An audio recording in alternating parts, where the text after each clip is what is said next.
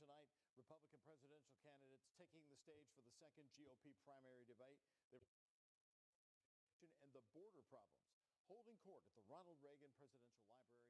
Here's ABC's Tim Pulliam. A sea of red, white, and blue in Simi Valley for the second.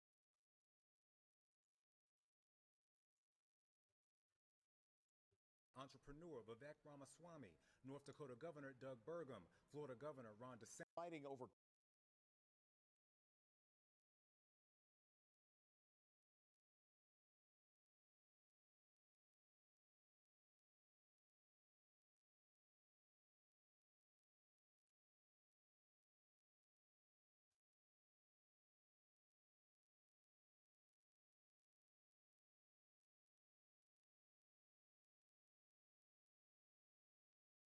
crime, education, and the border problems, holding court at the Ronald Reagan Presidential Library. Here's ABC's Tim Pulliam. A sea of red, white, and blue in Simi Valley for the second Republican primary debate. Former Vice President Mike Pence, South Carolina Senator Tim Scott, former New Jersey Governor Chris Christie, entrepreneur Vivek Ramaswamy, North Dakota Governor Doug Burgum, Florida Governor Ron DeSantis, and former South Carolina Governor Nikki Haley vying for the GOP nomination. The event, hosted by Fox Business at the Ronald Reagan Presidential Library, and the candidates wasted no time going after President Biden's economy and his recent visit with striking auto workers. Biden showed up on that picket line, but why are those workers actually there? It's because of all of the spending that he has pushed through in the economy that's raised the inflation. The reason why people are striking in Detroit is because of Joe Biden's interference with capital markets and with free markets. Joe Biden doesn't belong on a picket line. Politicians are like rats. Today they're your friends, and when it's election time,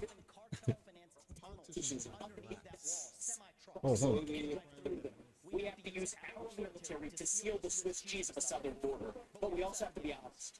There's a demand side problem in this country too. The lunatic government shutdown. The people in Washington are shutting down the American dream with their reckless behavior. They borrowed, they printed, they spent, and now you're paying more for everything. Former President and current GOP frontrunner Donald Trump bypassing the debate stage, but his presence was felt. Donald Trump is missing in action. He should be on this stage tonight. Donald Trump is behind the walls of his golf clubs and won't show up here to answer questions like all the rest of us are up here to answer. He put $7 trillion on the debt. He should be in this room to answer those questions for the people you talk about who are suffering.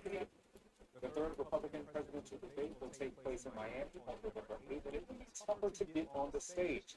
Most of the RNC candidates will need 70,000 donors and 4% of the vote in multiple national polls. Tim Pulliam, ABC News, Simi Valley, California. Well, as you saw, the former President Donald Trump was not at that debate. Instead, bums, bums, bums, bums.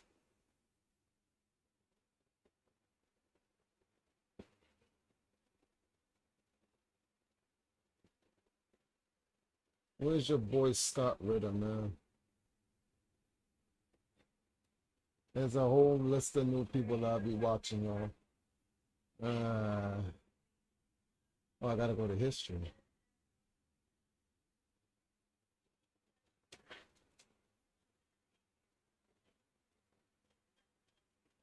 Well, actually, you guys gotta listen to this. This was, yeah. The debacle in Canada, the international scandal at this point. The Prime Minister of Canada, Justin Trudeau, has walked back any blame for, or has denied any blame for the celebration of Yaroslav, what was his last name now? Yaroslav Hunko, I believe his name was. Yes, Yaroslav Hunko. He is former SS Watson, 14th Division, First Ukrainian Division of the SS. Now Scott. On Friday, there was a celebration in Parliament after Zelensky's speech, and it was quite clear that Justin Trudeau was not just clapping, and Zelensky's giving the fist pump to this general. Actually, some camera angles look like he was literally giving the you-know-what signal to Hunka. But also, Anthony Rota, the chairman of Parliament, he has been dismissed. What do you make of this? Give me your opinion, because you've been on this program going over Ukraine's problem with fascists, with Nazis, and now this seems like a pretty big mask-off moment for one of Ukraine's staunchest allies in the collective West. So I'll kick it to you. Well, I think first of all, we need to understand that when you speak of the 14th Galatian Division of the Waffen SS, it is a part of Canadian history. I mean, anybody who's studied World War II knows that this division surrendered to the British almost en masse. Instead of being turned over like everybody else to the Soviets to be lined up against the wall and shot as they should have been, they were instead deported, not deported, they were sent away to become Canadian residents. So you basically took 14,000 Waffen SS stormtroopers, murderers, rapists, thugs, the most disgusting kind of people in the world. Now, I know there's a lot of people, they were not, they were just warriors. No, they murdered Jews, they shot them, they bayoneted children. I can't prove that this guy did it, but he was a rifleman. So he probably, Yeah, that boy, you say you're tired of hearing about the Ukraine Russia stuff, but the question is, do you really know what's actually going on? And this is what they prey on. They prey on people's ignorance.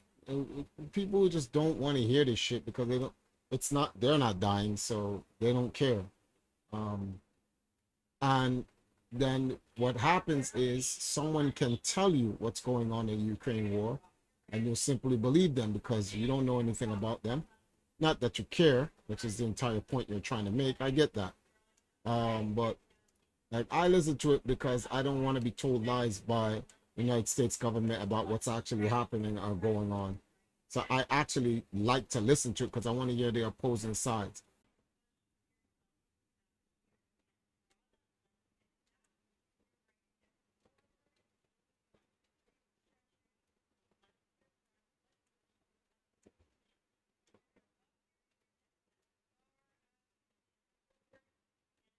Hey, sorry about the freeze. Internet just dipped for a second.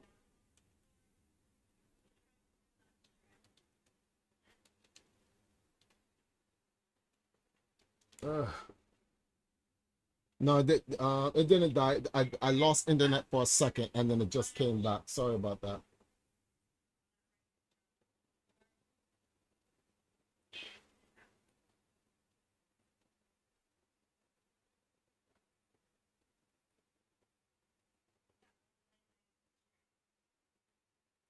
shot a few Jewish women himself.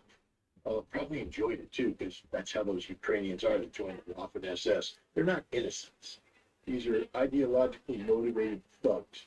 But now they get to go to Canada and live. But it's not just live. I mean, normally one would think that with your history like this, you'd sort of be hiding from it. Where were you in the war, Grandpa? I was shoveling manure in Ukraine, something like that. But no monuments go up. The 14th Galatian Division, the greatest guys on the planet, good people, staunch people, total rewrite of history. So we just start off that when somebody says 14th Division, everybody knows what it is. Especially people like Christine Freeland, who herself is just a anyway, that Nazi. boy, what's up, man? Been a while. The little Nazi Girl Scout. Her grandfather was an editor for a Nazi paper. She's been apologizing for him ever since, rewriting his history. So she is scum personified. So is almost everybody of Ukrainian descent in Canada. They come from that background. Again, I'm not saying that just because you're Ukrainian, you're scum, but I'm saying that if your ancestors were Nazis and you glorify their history and you continue to try and whitewash it, then you're scum too. So now this man shows up in Parliament. Now, I've testified before the Canadian Parliament in the past, and I will tell you that there's a vetting process before you get through the doors. So they know who I am. The security guys have me in their system, etc. And when I testified, it was just to the head of the committee. Now imagine the head of state, not just the head of Canada, but the head of Ukraine coming. The vetting that's done there by the World Canadian Conference, by the Canadian Intelligence Services, they're going to, everybody in there has gone through a process. You have submitted documents. Somebody has looked at the sheet, looked at your name and go, yep, double check. And as you come in, you're screened, metal detectors, the whole thing. So here comes the Nazi coming in. They knew he was a Nazi. They knew he's from the 14th Division. Why? Because this was a scripted Blake, event. what's up, man? Haven't seen you in a It was while. like Justin was like, Claudia Zelensky, and he went, oh, look, there's a 98-year-old guy. I wonder where he came from. What did you do in the war, Grandpa? I was with the 14th Division. The 14th Division. Ah! No. Cameron knew where to go. They had the whole history of this was a scripted event. The guy had been cleared. I think you mentioned that his granddaughter was photographed showing him waiting. This is ahead of time, waiting to be greeted by Zelensky and Trudeau. So the idea that this was somehow an accident, a mistake, and remember the day it happened, not before. So this is a dude from a division that killed Jews.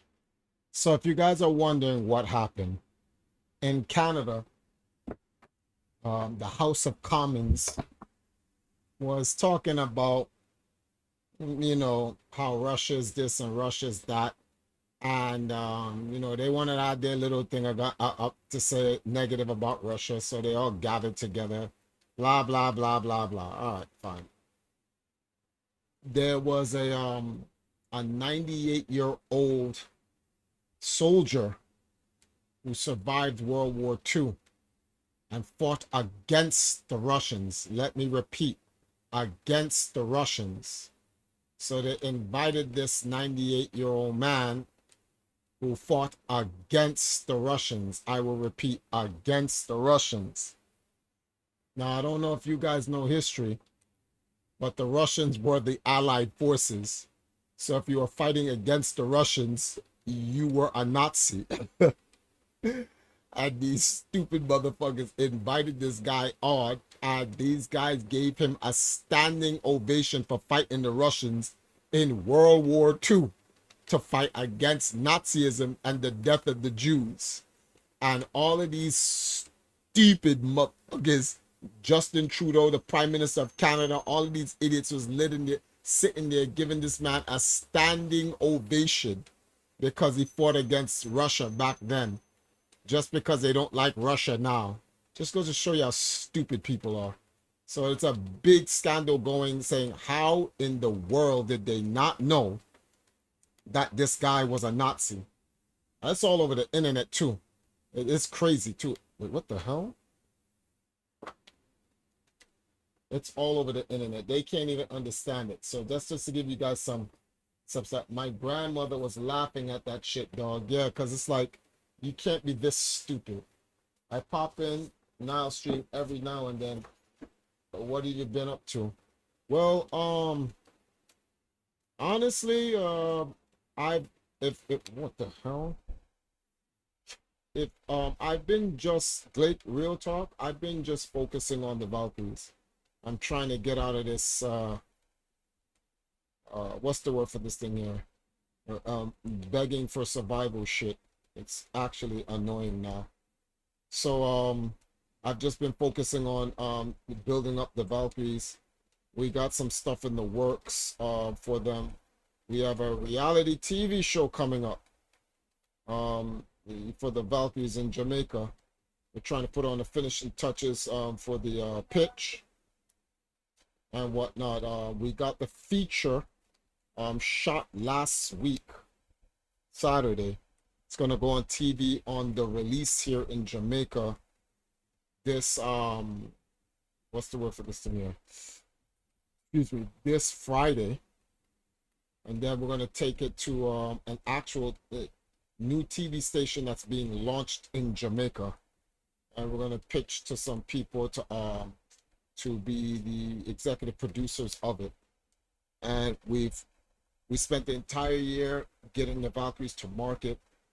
The Valkyries actually have merchandise. They went to, let me plug this up. They went to Anime Confest. Come on. Started. Yeah, they went to Anime Con Fest. They did a very good showing. Sold a lot. People actually like the Valkyries. Well, it's kind of hard not to like the Valkyries. It's a bunch of gaming girls who are into anime. It's just cheeks all over the place. So the only people I would hate the Valkyries is like incels and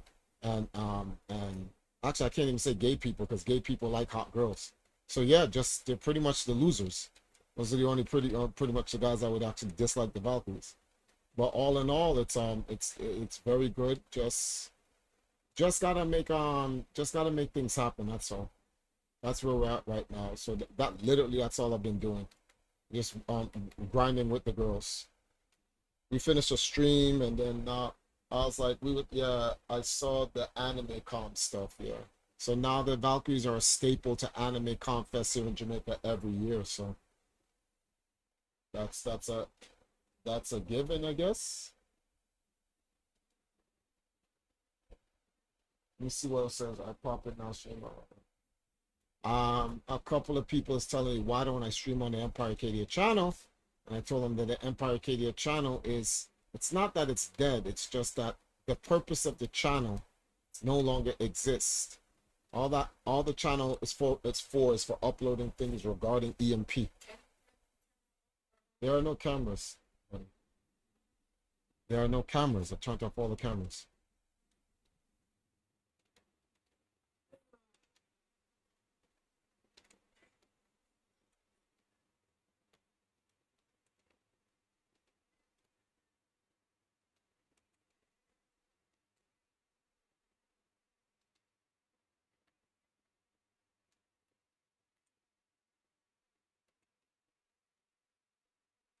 Whoa.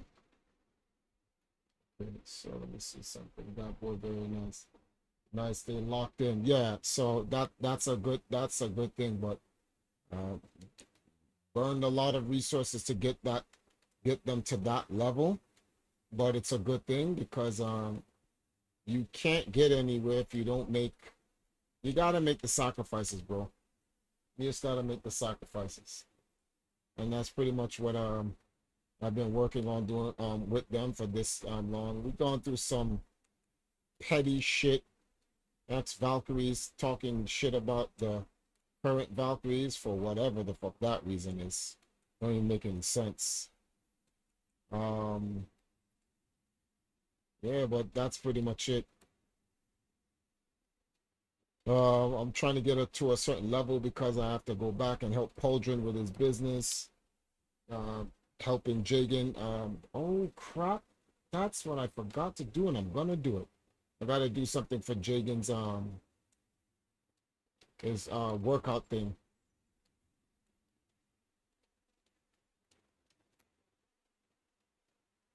Locked in. So as of next year, the Valkyries have their own convention that the brand that they're making called Valkyrie Fans. It's literally a convention where the Valkyries will have their own convention. But it's going to be more of a summer type adventure. Anime, video games, and the pool. Can't beat that, bro. Cannot beat that. We're gonna work on divergifying some of these losers. Because not in the sense of the physical divergifying. They just haven't seen grass all their life. So that's a mission that we gotta do. Return the world to normal. That sort of stuff. A lot of things going on, which is why you haven't really seen me. Like, thanks to Black Dragon, who helped me out today, pretty much gave me an opportunity. I just noticed something. Is this going down? Let me jump in the Discord room.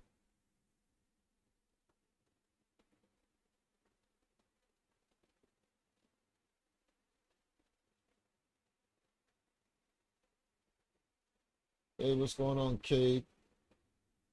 Joy-Con boys.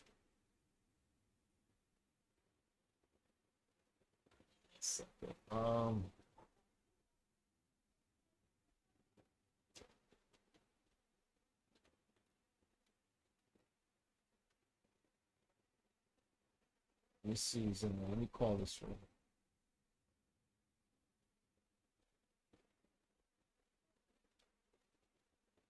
And you know, every time somebody comes in here and says Joy-Con boys, and I think of the Valkyries, I really get sad. I honestly get sad. Because can you imagine if Etika ever came down to Jamaica and got to hang out with the Valkyries? And that shit never got done because of the fucking sodomites and psychos that was on his channel. Been a minute since I heard Joy-Con boys. Yeah. Same here.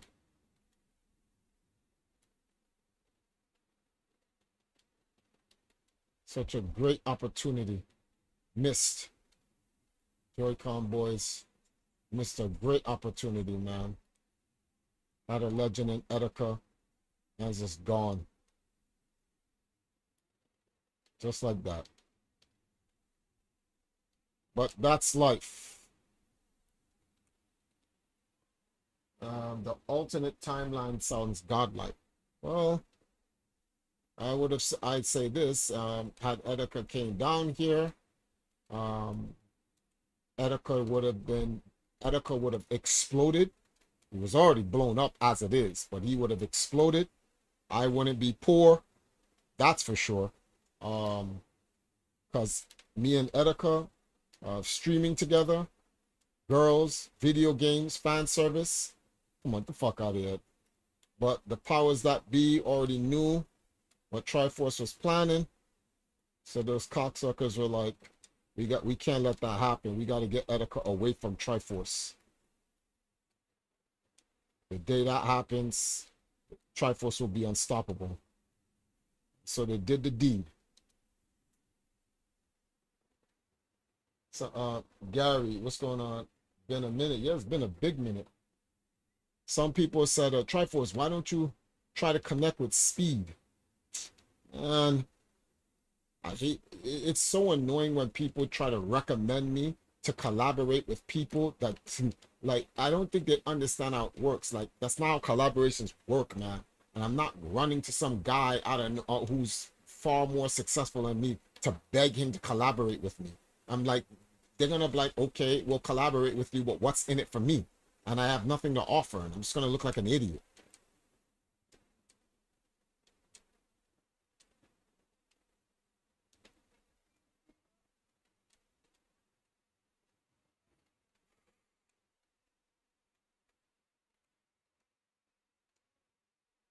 Can I win this? See, I don't like this. Something's up. Why does it always dip down first? Do I have to stop what I'm doing first? Come on, man.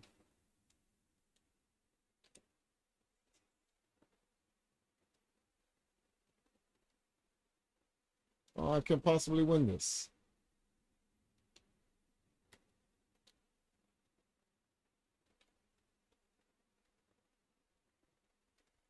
One second, guys. Let me secure this.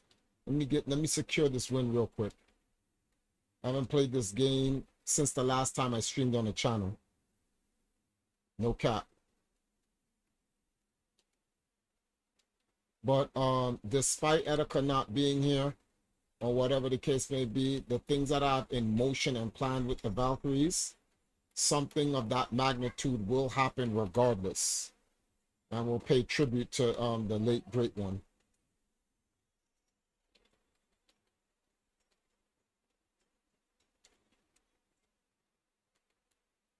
So like once I'm working on the Valkyries getting their own reality TV show. So once that happens, it's a wrap. Can't stop me now. Only way you can stop me is if you turn the gaming scene into a bunch of gay kids. No, can't say that. Once again, gay guys like hot girls. So you'd have to turn them into other aliens. Straight alien syndrome. That's the only way.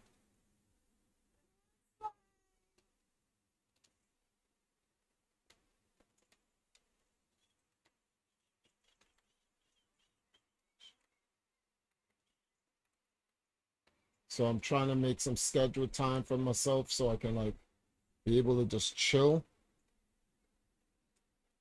It's been struggle. There's been weeks I've gone with like fasting 2 or 3 days because I can't afford food. Shit's been hard.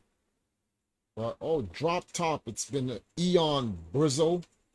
What's gone? What's good, bro? I won. Oh, let me read the chat. So it says that shit would have been OD. Still pushing through life that matters, of course. Yeah. But yeah, we're gonna get the girls back in we're gonna get everything back in action. We launching Valkyrie Fans Festival. So we did a soft launch for Valkyrie Fans Festival. How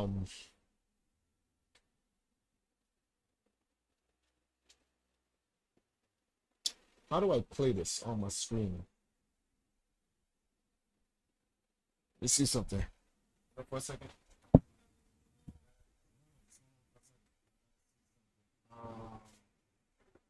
1 second, guys.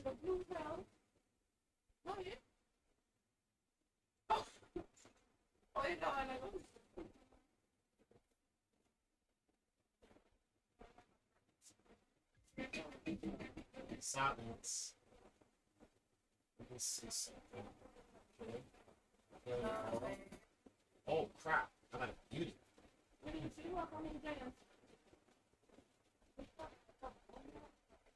Give you guys a little update of what's going on. Let me see if I can play desktop. Oh, good. Thank you. Went black. Yeah, so let's just go to the next one. But yeah, so this is what you're seeing right here. That's like when the girls. That's the feature that they did. That's coming out this Friday. And what I gotta turn off the sound because there's copyrighted music and I'm streaming, so I don't want to get struck. But yeah, this is we have to do the girls to go and do gigs at big corporate events. Fuse is a huge company, so that's what they do, and that's how we make some money here and there. We take that money and we reinvest it back into the group to do a new thing. That's what we're trying to do to get this reality TV show thing going. Once we launch this TV thing, we're gonna put up an entire block to launch our reality TV show, and we need just $5,000 to launch it. 5,000 US. So yeah, they went to this event called Views and they did their thing there. I'm gonna let some of these shorts just play through for you guys so you can see.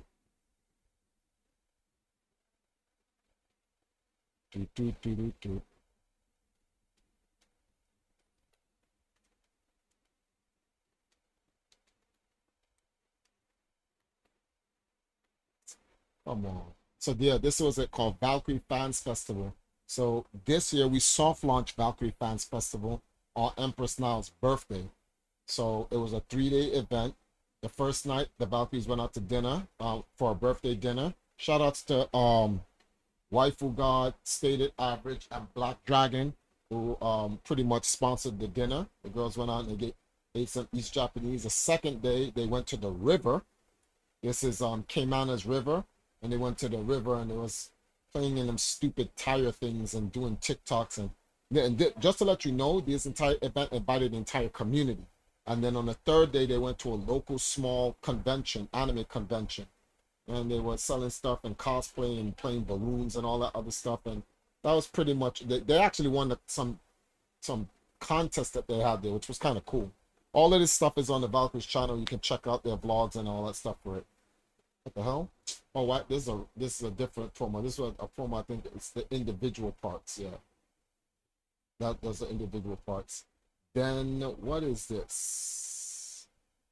Oh, this was the promo to get ready to come to Anime Con Fest 2023.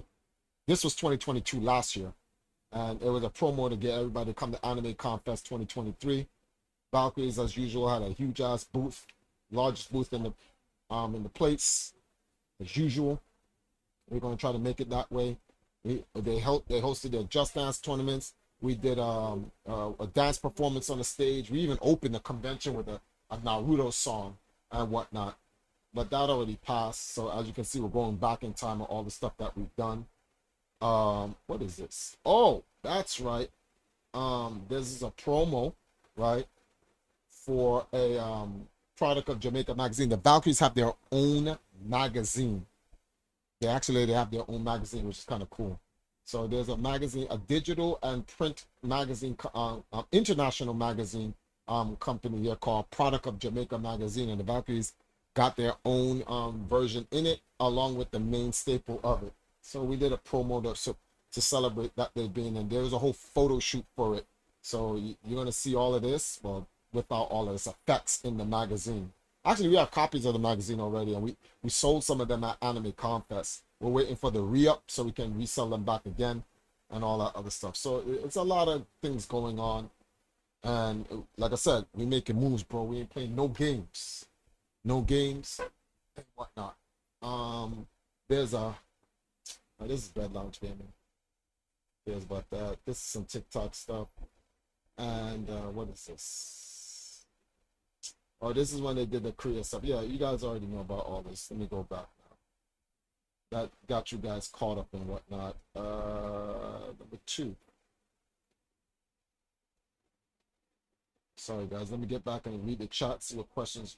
Wow, a lot of people said questions. That big event looked legit though. It is. It's the view. If you Google views, it's the largest vape company in the world, and that was their Jamaican launch. And Empress now pretty much like, her and Asari launched that shit. It was godlike. Blake says, don't take this as an insult or anything, but why not just stream a few hours a day on this channel for donos, for food, and maybe just a part-time job for like 1 or 2 days out of the week? That's not an insult, Blake. That's a valid question. That's an actual valid question. You know, just so you ain't starving and shit. Ain't nothing wrong with fasting though. Here's the issue. The channel is dying. Every time I stream, I don't know if you remember this. When Edeka was alive and I was streaming and doing stuff with Edeka, the channel was at 37,000. Look at the subscribers, 27.7. Every time I stream, it loses 300 or 400 viewers. Every time. We've lost 10,000 subscribers since 2019 because I keep streaming. Number 2, donations come in, but not the way you think it does. So when I go away for a very long time, right? When I go away for a while, people come in, Drop Top Ox, yourself, a couple of guys, and they're like, yo, try for a long time no see. Yo, we good shit on what you're doing with the Valkyries and the Empire. Boom, boom, boom. You guys will drop 5, 10, 20. Let's say I make about $100, right? I do it again. The next day I make about $20. I do it again. The next day I make about $5. You see, on that 4th day, that's it. It's done. Dried up. No streaming, no nothing. No streaming, no donations, no support. Then you're like, okay, come on, Trifers, you can't expect donations every single day. So then I will stream for like a week straight. And it's just done. People will come in, people will watch. I don't get the 40, 50, 60 people like how I used to. I start to get like what you see now. 6, 7, 8, 9, 10 people come in, they say hi, and that's it. And then they dip. So what ends up happening is I'm streaming on the channel, but I'm using up time, but nothing's happening. That time and that resources I could be using to put together EPKs, presentations for the Valkyries, contacting different companies to see what I can connect with them, helping my wife with the chores inside the house, and setting up her stream. Not to mention, I need to get rest myself. So what ended up happening is this got cut out. See, there was a point in time when we were streaming and the Valkyries were doing so well because it's like 3 or 4 of the girls could come over at a time and they would have these crazy, wild, silly streams and shit like that. And mad people would come in and the Valkyries would make a lot. Donations would come in. So we'd make like about $50, $60 a day, right? So it's like, okay, well, food at $50, $60 a day, not only can we subsidize each of the Valkyries and help them out, We can also pay for their projects and their activities, and bills can be paid in the house, which frees me up time. So I can, even if I come on my channel and I stream and I don't make any donations or any money, it doesn't matter. I can just come on and shoot the shit with you guys and just chill like what I'm doing now. But you know why I'm doing what I'm doing right now? Like I said at the beginning of the stream, because Black Dragon hooked me up this morning. He's like, yo, you good? I was like, no, man, things is kind of rough. He's like, yo, hold that down for a week.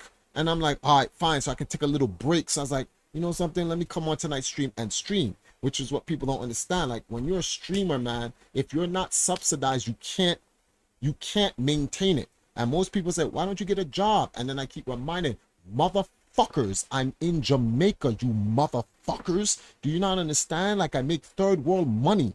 You get paid $250 an hour as a normal job. $250 an hour. If you work at IBEX, which is the equivalent of a Verizon call center in America. I want you guys to do the math. Just give me a number out of your head. Throw a number out of your head.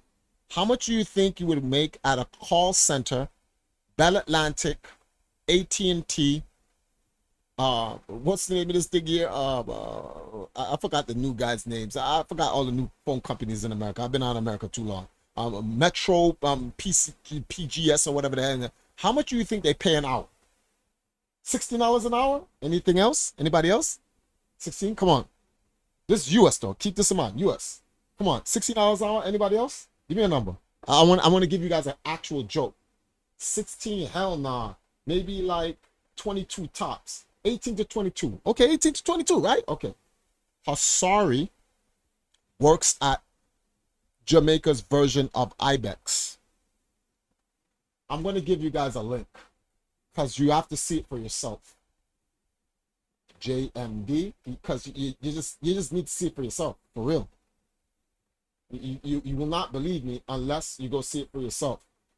Down here, oh crap, damn, you couldn't give me a shorter version of it? Okay, guys, because the link's too big. I want you to type into Google right now. USD to JMD. Type that. USD to JMD. If you type it properly, you're going to see it says 1 Jamaican dollar equals 2, and you'll see the results. Then I want you to type in, and this is upper class pay per hour in Jamaica. In the Jamaican side, I want you to type in 400. Just type in 400 on the Jamaican side. It will tell you how much Jamaican people get paid per hour at a Verizon Light call center. And type it in the chat what you come up with.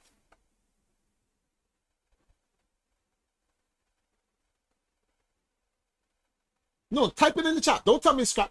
$2.58 an hour. The girls coming on to lay in a bed and play Pokemon and get a $5 donation for playing Pokemon has done the equivalent of 2 hours at IBEX.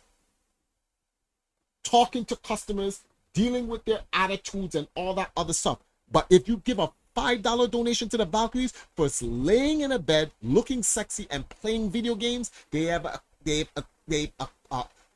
equivalent 2 hours at working at a call center. And this is when the people say, Triforce, go work a job. Work. I would have to do 10, no, not 10. If I'm trying to do $22 an hour, I would have to do 11 hours to equal 1 hour at Verizon. What job would I be getting? Literally, what I'm doing with the Valkyries and helping them get gigs where they then go to like the Views, right? That Views thing, they hired them as ambassador girls and whatnot. They paid the girls 10,000 Jamaican dollars. If you look that up, that's $70. 10,000 Jamaican dollars, and they worked there for 4 hours. That's not bad. That's relatively decent. So we're talking about $25, $26 an hour to sit there and be a customer service rep and ambassador for Views. That works. So, all right. I know you don't eat shit, but like, how much of that Big Mac meal in Jamaica? McDonald's does not exist in Jamaica. It was banned from Jamaica eons ago.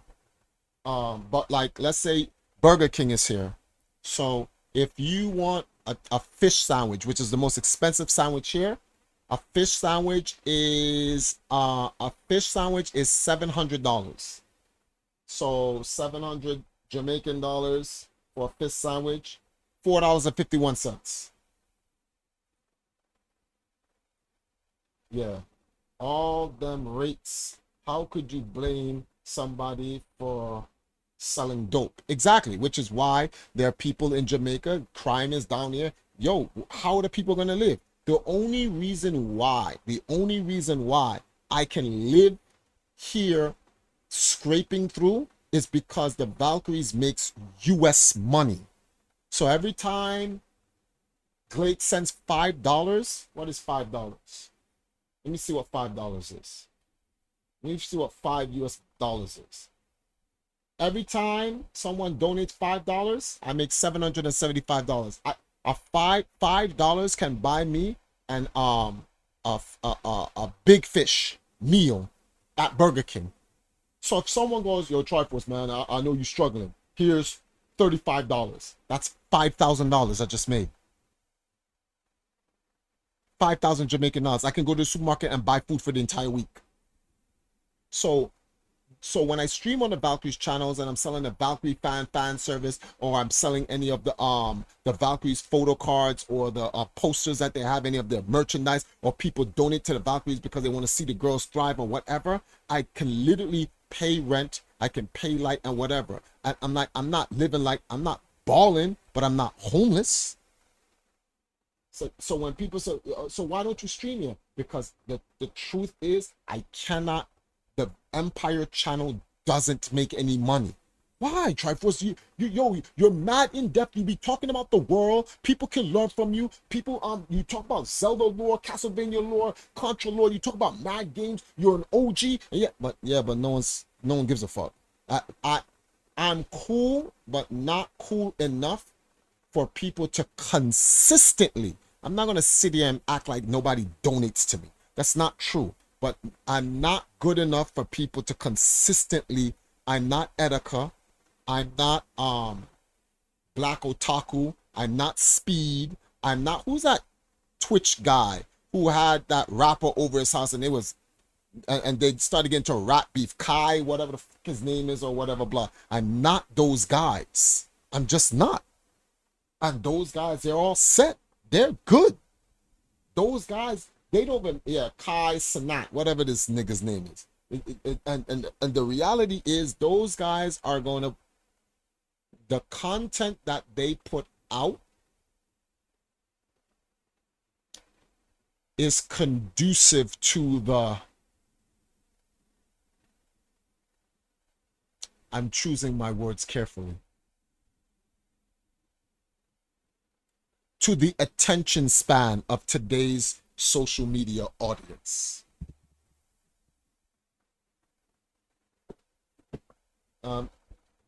Kate, I have a camera set up. It's just late at night. I'm in my boxers and I don't feel like it's hot. It's shit down here. I don't feel like turning on my camera. So that's why. If it was earlier, then maybe yeah. Eventually, like sometime this week, I'll do a camera stream, but I still don't feel like doing a camera stream right now. And that's another thing. I need a new camera. Gary says, feels like they all bit of Etika style. Hey, you said it, not me. I didn't want to be the one to say it. I didn't want to be the one to say it.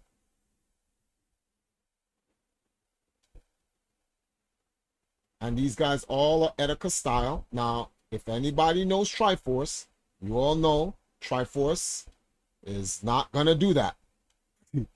I'm not going to say what he's not going to do, but everyone knows Triforce does not do that. So that's literally just it. That's just what it is. I just got to find, like I said, man, I got to put myself in a position to succeed, and that's what I'm working on right now. I'm working on it. All right, like I said, once I can get the girls their own reality TV show, then I'll actually have corporate sponsors paying. I'll be in a situation where I can like, okay guys, I can come back, stream and all this other stuff. And to be honest with you, at my age, I want to talk about girls and games and anime and shit. No offense, guys, no offense, but I'm gonna keep this a 100 trillion. I can't sit here and just be talking to niggas all day. I'm sorry. Like some people like, what do you mean by that, Triforce? I meant exactly what the fuck I meant. I can't be sitting here just talking to niggas all day. Just what it is.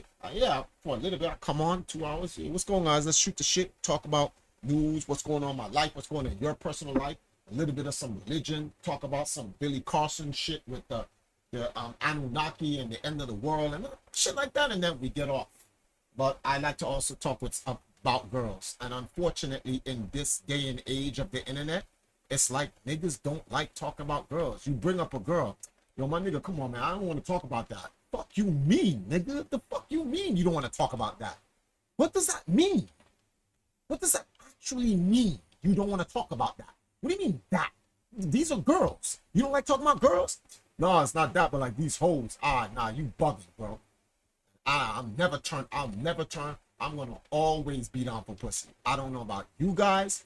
Everybody has their own sexual preference, and so I do too. And I'm pro pussy. I'm not on this other shit. These y'all niggas is, well, not you guys in the room, but you know what I'm talking about. I'm not about that. And that's one of the next reasons why I don't even come on, because if I ever got real, my channel get banned. Yeah, Billy motherfucking Carlson, nigga. You better recognize, nigga.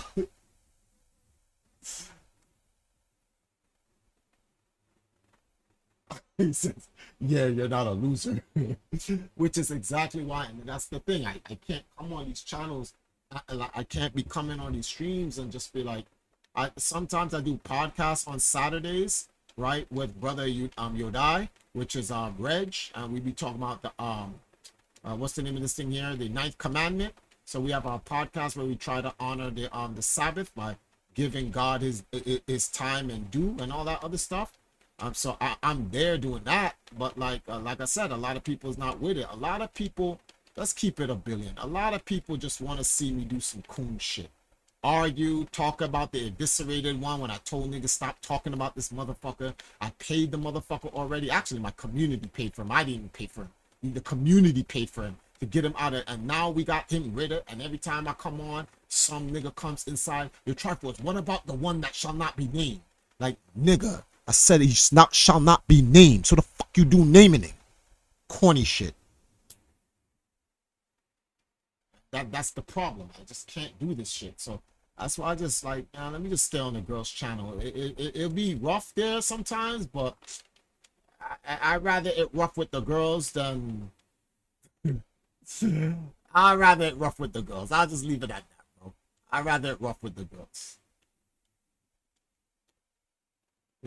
People still bring up that dude. Yes, they do. Which is like mad annoying. Exactly.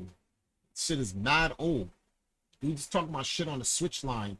Like irrelevant shit from the switch line. The switch line itself isn't irrelevant. But dudes want to bring up irrelevant shit from the switch line. I don't get it. Shit me making no sense. And I'm soon I'm gonna hit 50. And when I hit 50, what is dude's gonna tell me? Yo, Triforce, remember that dude from the switch line? Yo, bro, I'm 50. Like, what do you mean? Dudes be forgetting how old I am. Like, dudes be like, well, Triforce, you look young. Yeah, I look young, but I'm 46. I'm 46, struggling in the third world, bro. I gotta get this shit together.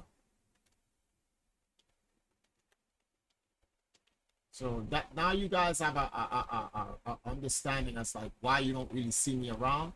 I'm like, you guys are cool and everything. Like, I don't mind you guys. You guys are like, you're cool, but you trust me, before the stream ends, some fuck nigga is gonna walk in here with some dumb shit. Watch.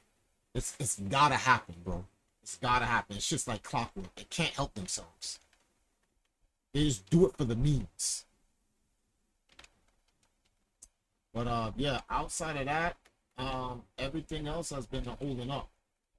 I wish I could come on the stream. There's topics I like to talk about, like Russell Brand. Damn, they got him, B. They got my boy Russell. What did he do? What did my man Russell do? They got my man Russell. Shit, I know you know about that, Blake.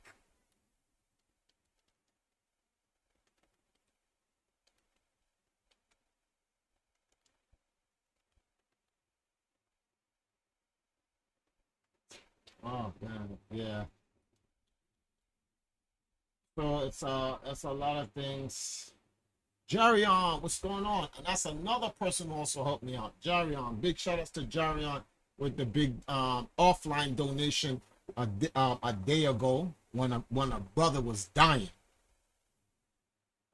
But if he didn't have a clean pass, he got a whole lot. Yeah, well, actually, it's not that he didn't have a clean pass. He didn't have a reputable pass. He didn't do anything bad he didn't do anything illegal.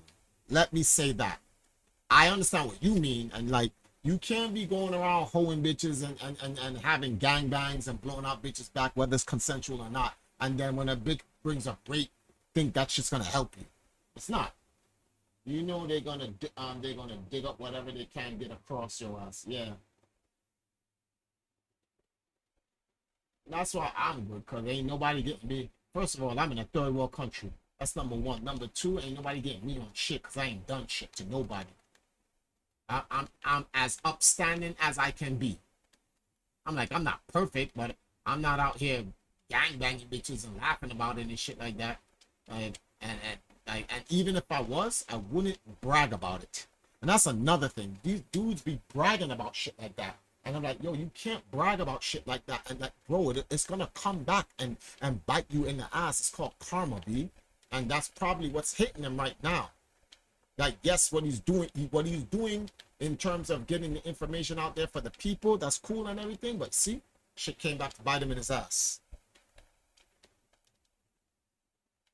I'm like, stupid ass flag, get the fuck out of here. I'm like, should people be lying on him and trying to destroy him? No. But then at the same time, like, you can't be surprised when people attack you.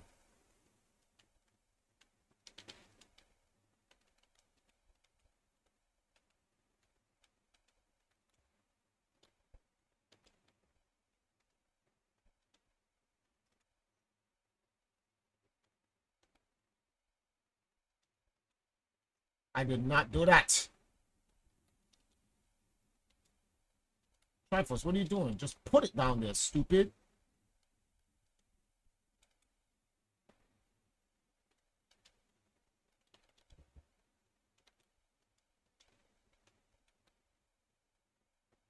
What the hell? Why'd I do that?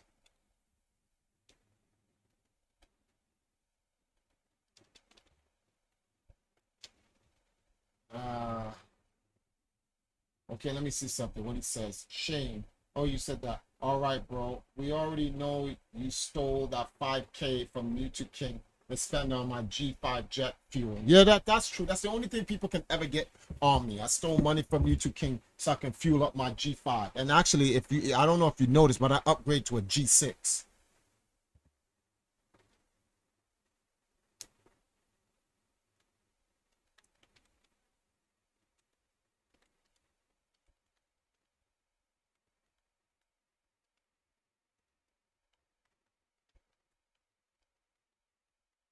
I wonder if I can just win by doing this.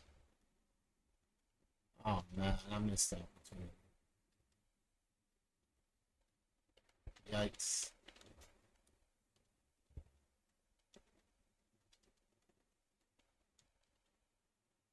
That's business as he's laughing. When the TV thing for the Valkyries come out this week, I will do a stream here because I want to make that news. Put that out there for the girls, let everybody know like the Valkyries is making moves, bro. And when the reality TV show comes out, I want you guys to support it, man. Gotta support it. A lot of things going on. uh, uh, uh, uh, uh, Oh man.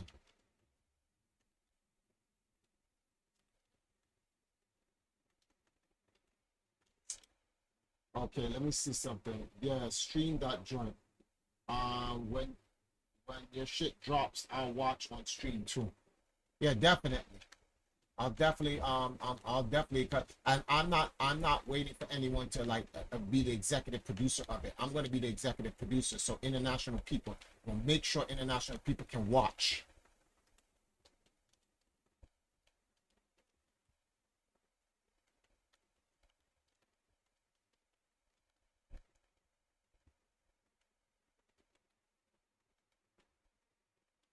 Come on. So what else has been going? Oh, so I want to bring up a topic to you guys. So I heard about some chick called Sniper Wolf that she.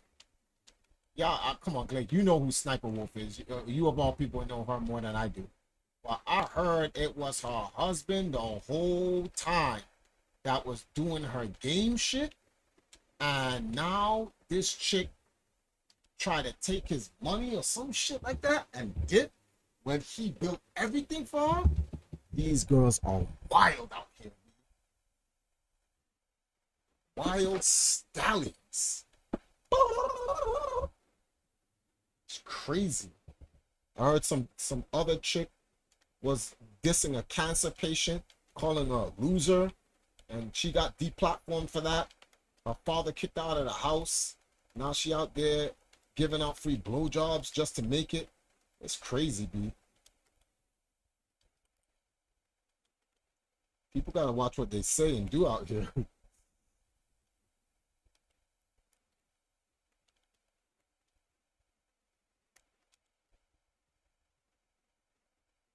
Like she got cheated on. Wait, yo, Y4L, what's up, bro? I heard the other way around. Like, yeah, these gamers have no class. She's switching for a switch. Nah, it was something. Hold on, let me see if I can find it, bro. Let's see if I can find it. Do a little commentary.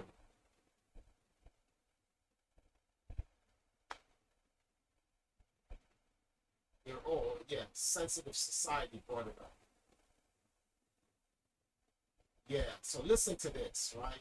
New channel where I talk about movies and much since the last time I talked about my favorite content creator, and most likely your favorite content creator, SS Sniper Wolf. If I'm not mistaken, someone on Twitter reached out to me a few days ago. Can you guys hear? There's this lawsuit that involves her and her husband Sausage. And whenever the event of SS Sniper Wolf's downfall is here, I'm here to celebrate it. I'm here to party. I'm here to bring out the Yeah, her husband's name is called Sausage. I don't know why his name's called Sausage, but whatever.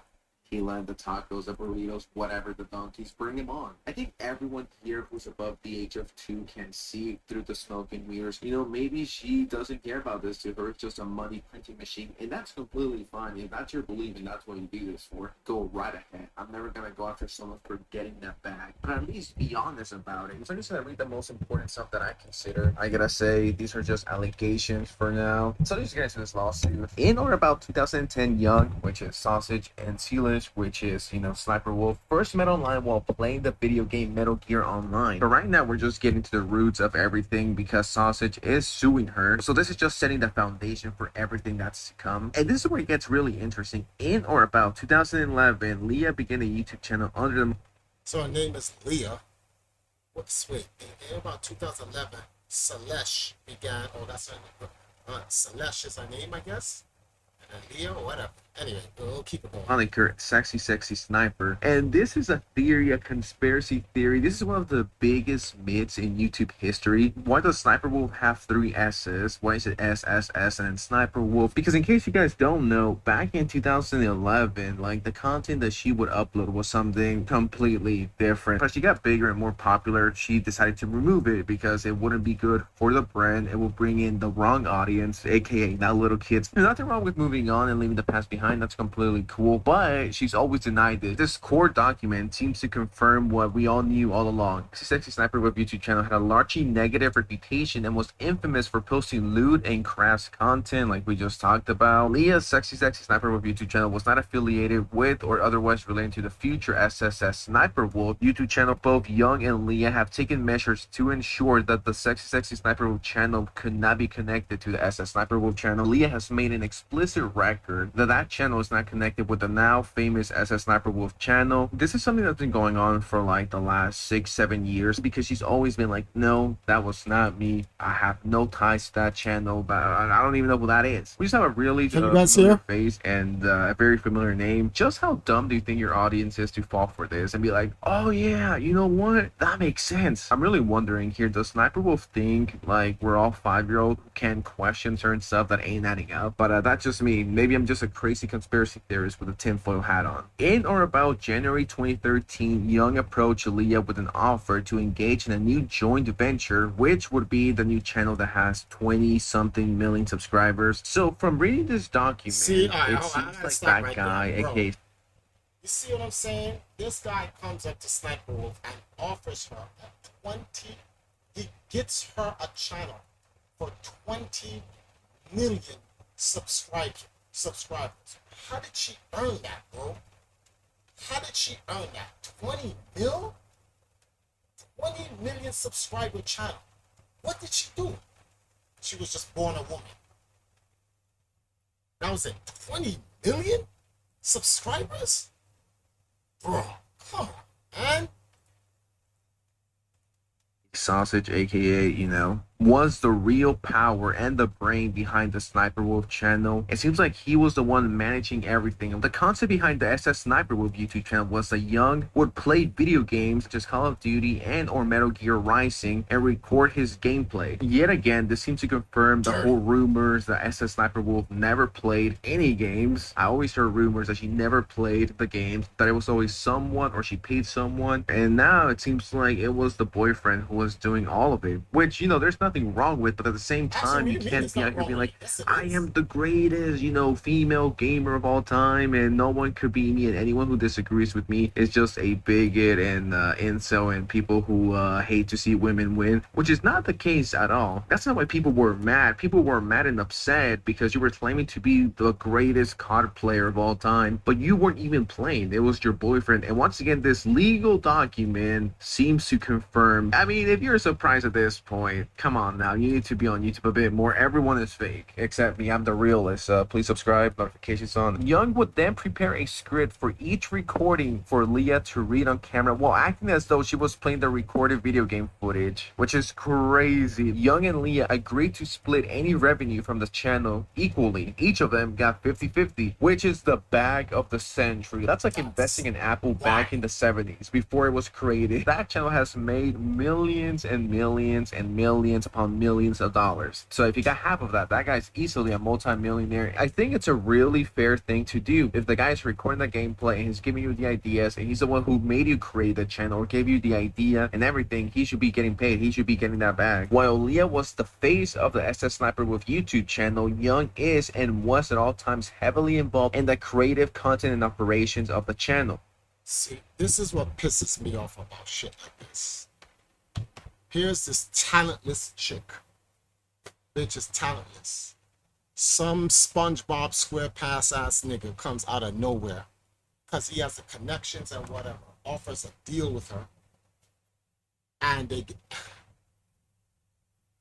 While I'm over here teaching these girls actually how to play games, and they actually playing them, and they actually putting in the work, and they don't have to get a nose job or a BBL or a boob job or anything. All natural, all sexy. They actually play games. They actually watch anime. They actually cosplay. They actually go out and host events. They host tournaments after doing all of that.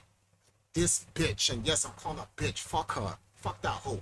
This bitch over here got the bag of the century and then did this nigga dirty for no reason. Whatever. Anyway. And out of nowhere, like she gets all that money. And while some dude's just playing video games for her. Stuff like that just makes me not want to stream. Because it's like, yo, it's all about, you got to know You got to know the right people. You got to have the right connections, or you don't make it. Your actual talent is not what's relevant. Sounds like Hollywood, doesn't it? Right? Yes, because it all is Hollywood. It's just bullshit. Including but not limited to concept origination and development. So just stealing videos. Script writing, directing, video editing, posting, finishing videos to the channel. So I guess nowadays it just, hey, react to this, and that's it. Which, don't get me wrong, I'm sure it's hard to see other people's content. And I don't know if that's the stuff they were posting back in 2013, 2014, 2015. Most notably, the gameplay footage depicted on the SS Sniper Wolf YouTube channel was played and recorded by Young, while Leah merely read and reacted to the gameplay according to those certain concepts and scripts prepared by him. And then we get this crazy detail that no one knew about until now. And if you're 12 years old and you thought you had a chance with her, I am very sorry to disappoint you, but that's not going to be possible because they got married back in 2013, in or about September 2022. Young and Leah separated and terminated their romantic relationship. So if you got crushed with the fact that she got married, never give up. Now is your lucky shot. Following termination of their romantic relationship, Leah began actively taking steps to lock Young out of their business relationship conducted through the channel Red, which is the LLC that they created. So they broke up, and allegedly Leah was like, okay, we're done. I'm gonna take everything we built together. And from this document, it seems like the guy was the foundation of the whole YouTube channel. Like, it was his idea. He was telling her what to do, what to say. I don't know. It seems like a pretty shitty thing to do, to lock someone out who helped you, if not made the whole channel himself. And in my opinion, okay, it's a pretty shitty thing to do because millions of dollars are into play here. Leah retained all the profits from the brand deals, included but not limited to G Fuel and separate bank accounts, included but not limited to a certain bank account with, and of course it's censored, without going through Channel Red, which is once again the LLC they set up. He was making money, millions of dollars, but he wasn't receiving anything. That's why she's being sued by him. A divorce is already messy as it is. Now add millions of dollars into play. Like, this is a complete mess. But I'm really surprised that Sniper Wolf is a shitty person. Like, this is a girl that steals content. You hear this filthy shit going on? Oh, let me read it to you. It's all a circus. She's doing it because he's broke. He broke up with her and moved on, and sad she can't just move on. Wait, so Morris, the boyfriend remarried or got with a new girl? Who's the new girl? He still has rights. He's a dummy if he doesn't go after his half. From accounts with like 10 subscribers. This is the same type of person who fakes reactions. This is the same type of person who logs the person, the creator of the YouTube channel, out of this. So he can't see any money, he can't see any profit, he can't see anything. Despite Young and Leah still being married and joint owners of the channel Red, Leah created other channels for the express purpose of diverting income from the SSSS Sniper Wolf YouTube channel content once the dissolution of the marriage was finalized. This does not paint her as a good person, the good, wholesome, positive person she claims to be on all of her YouTube videos. Messy, complicated situation. The document is way longer, but I just thought these were the most important highlights. Stuff that needs to be shown. That's what this document is allegedly saying. But do you agree? Do you disagree? Do you think it's base of her to do it? Do you think the guy's a loser? Or do you think he's the luckiest person because he got to marry her, and on top of that is getting paid millions of dollars to pretty much do nothing? Because he got to marry her. Whatever you think, let me know in the comments below. I really appreciate it. Don't forget to like, share, subscribe. And with that said, I'll see you next time, alright? Peace out. This is the rise. What does he even mean by is he the lucky person? Because he clapped cheeks? That's normal. Like, she ain't nobody. Look, I'm gonna get. Listen here.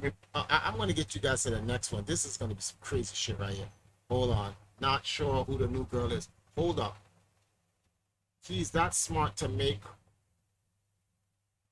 change pop, but not smart enough to get a contract.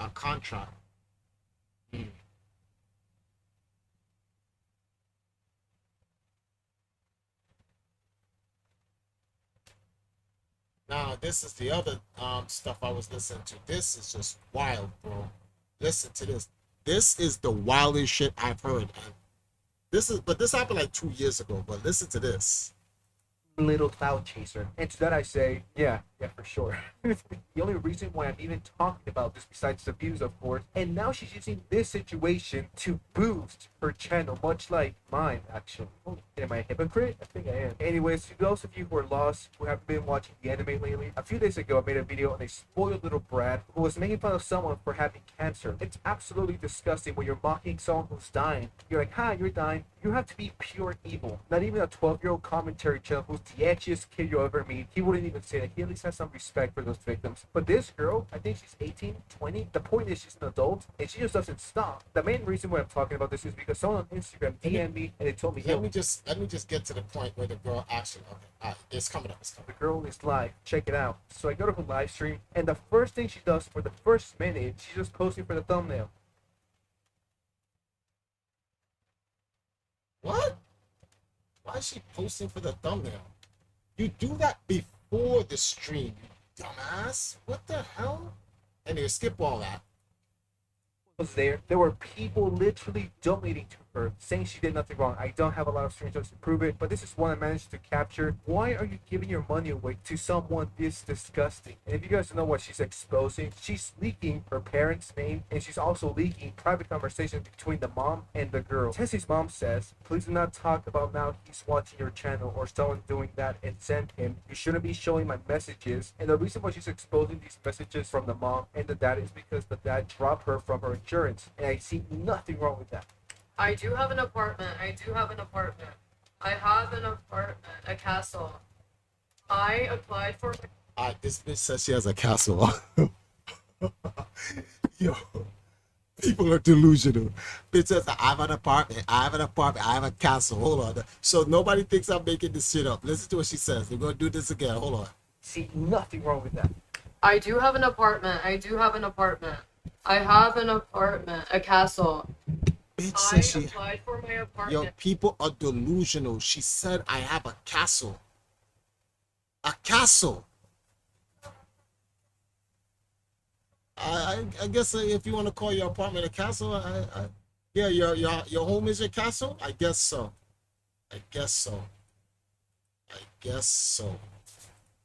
This shit is rich.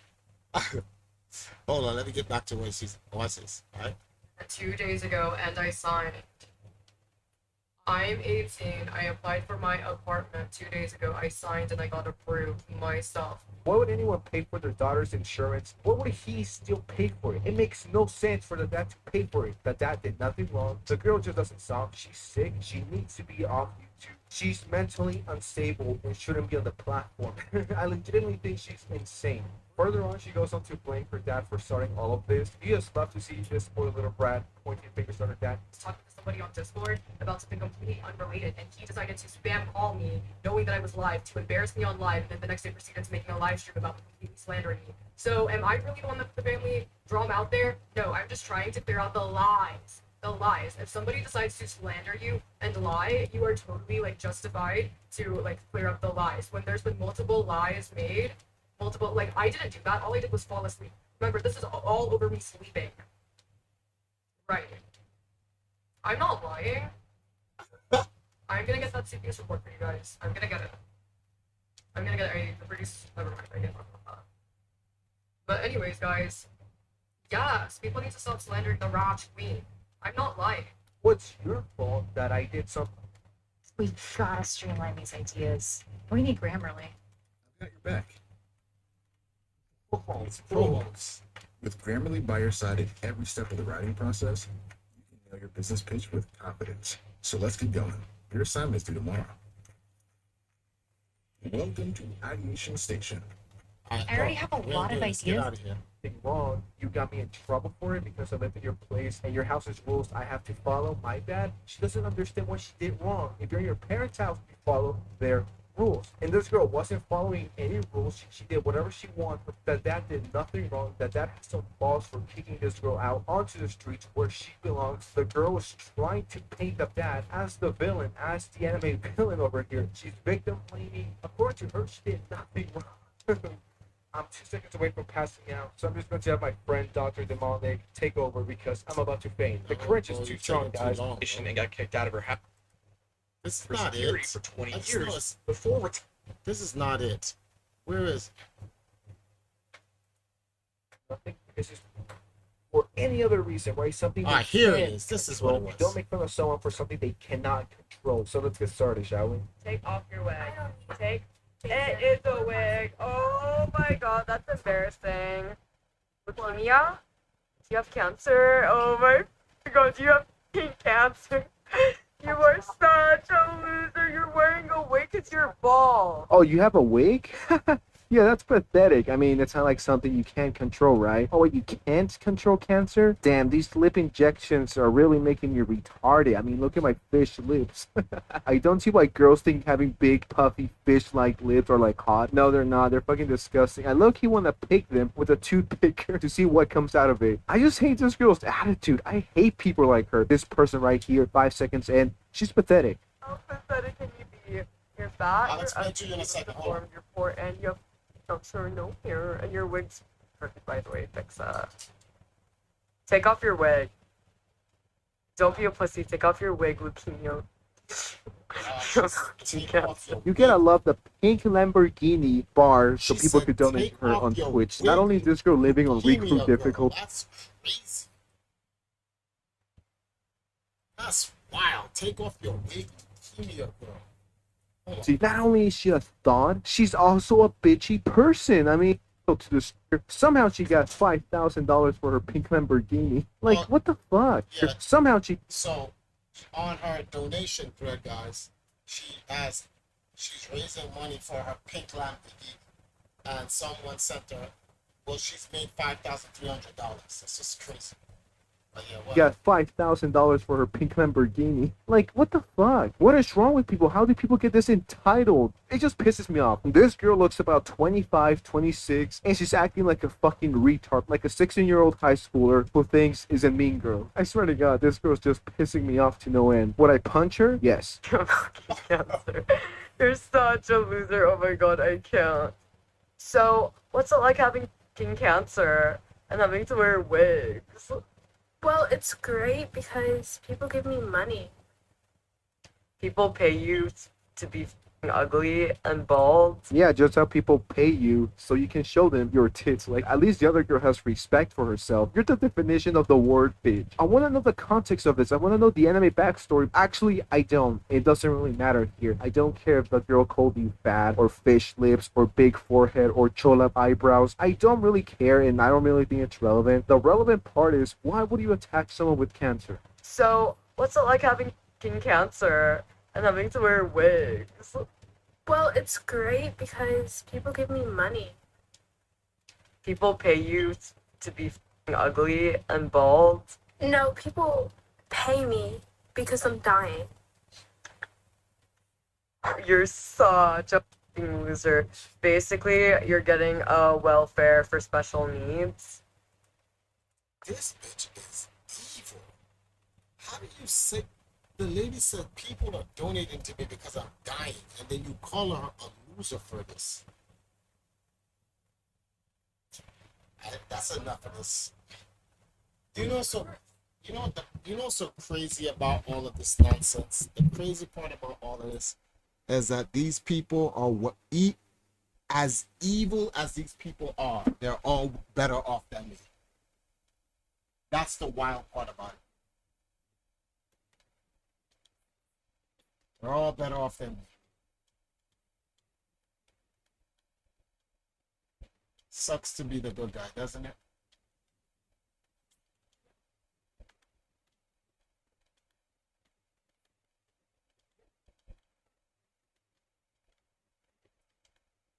Whoa, I can't believe I made that mistake.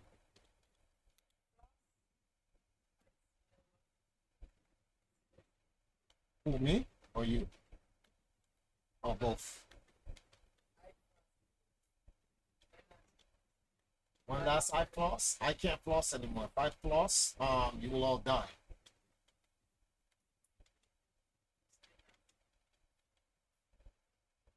If I remove what's between my teeth, you will all die. A violent death too. It's really violent.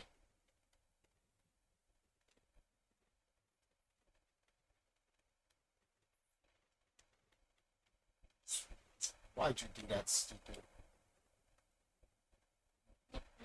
let me get back to. And they're celebrating one of the biggest Jewish holidays. This ain't a good look, but it's not an accident. What it shows is either Justin Trudeau's a died old Nazi. I don't believe that. Or the Canadians have become so inured to the potential of Nazis in Ukraine that they've bought into the absolute stupid notion that they're not Nazis, they're just misunderstood Ukrainian nationalists. And I'm like, come on, guys, cut them a break. It was a tough time. You know, to be a Ukrainian nationalist, you had no choice but to march alongside Hitler. If he wanted you to kill a couple of Jews, I mean, hey, you had to do it because of nationalism, because we're Ukrainian nationalists. Our cause comes first. Remember, it was Stepan Bandera himself who sent to a Polish courtroom in 1936 when put on charge for murdering a Polish prosecutor. When they said, well, what would you do for the Ukrainian nation? He said, I would kill millions of innocent people for the Ukrainian nation. All right, that's Stepan Bandera. The 14th Division is cut from the same piece of cloth. This was no accident. This is a disgrace. And in any normal democracy, Justin Trudeau would be run out of office. Everybody in there would have been run out of office. It would be a day of national shame. But instead, we're told this is just one giant Russian propaganda.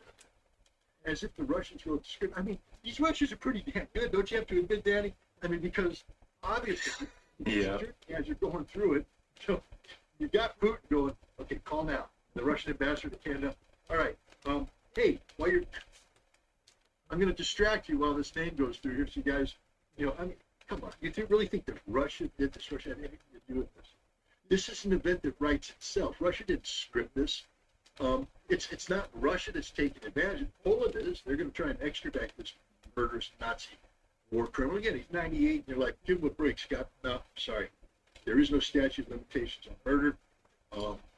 And this is the other thing that gets me. I just don't understand this. You know, I'm not Jewish. I think that should be obvious. I'm a dyed-in-the-wool Anglo-Saxon. That doesn't mean I have a problem with Jewish people. I don't. I'm not Jewish, though. But I take people's history seriously. And when the Jewish people say, especially after World War II and the Holocaust, never again, I'm like, well, I have to respect that. They mean never again. I mean, and I'm not a master in the English language. I speak Marine, so you know, I fumble it all over the place. But never again, those are two words that I think I know what the meaning is. And when you put them together, never again, it means it ain't never again going to happen. So why the ADL, Anti-Defamation? Why the Friends of the Silent Bicycle? So why the Yad Vashem Museum, which has documented the murder of thousands of Jews at the hands of the 14th Division? Why these people aren't screaming for Justin Trudeau's head on a platter? I mean, this is the kind of stuff that should bring governments down. Why the Jewish nation globally, the people, aren't up in arms about this? Because they too have sold their soul for the cause of Ukraine. They turned a blind eye. Most of them, not all, there's some people speaking up, but Jews in general, Canada and the United States, have turned a blind eye to the fact that we are literally allowing this hateful, odious ideology to resurrect itself. And the proof of that is when the Canadian Prime Minister, together with the collective Canadian Parliament, stand up and applaud a Nazi murderous thug from Ukraine that everybody knew was a Nazi murderous thug from Ukraine.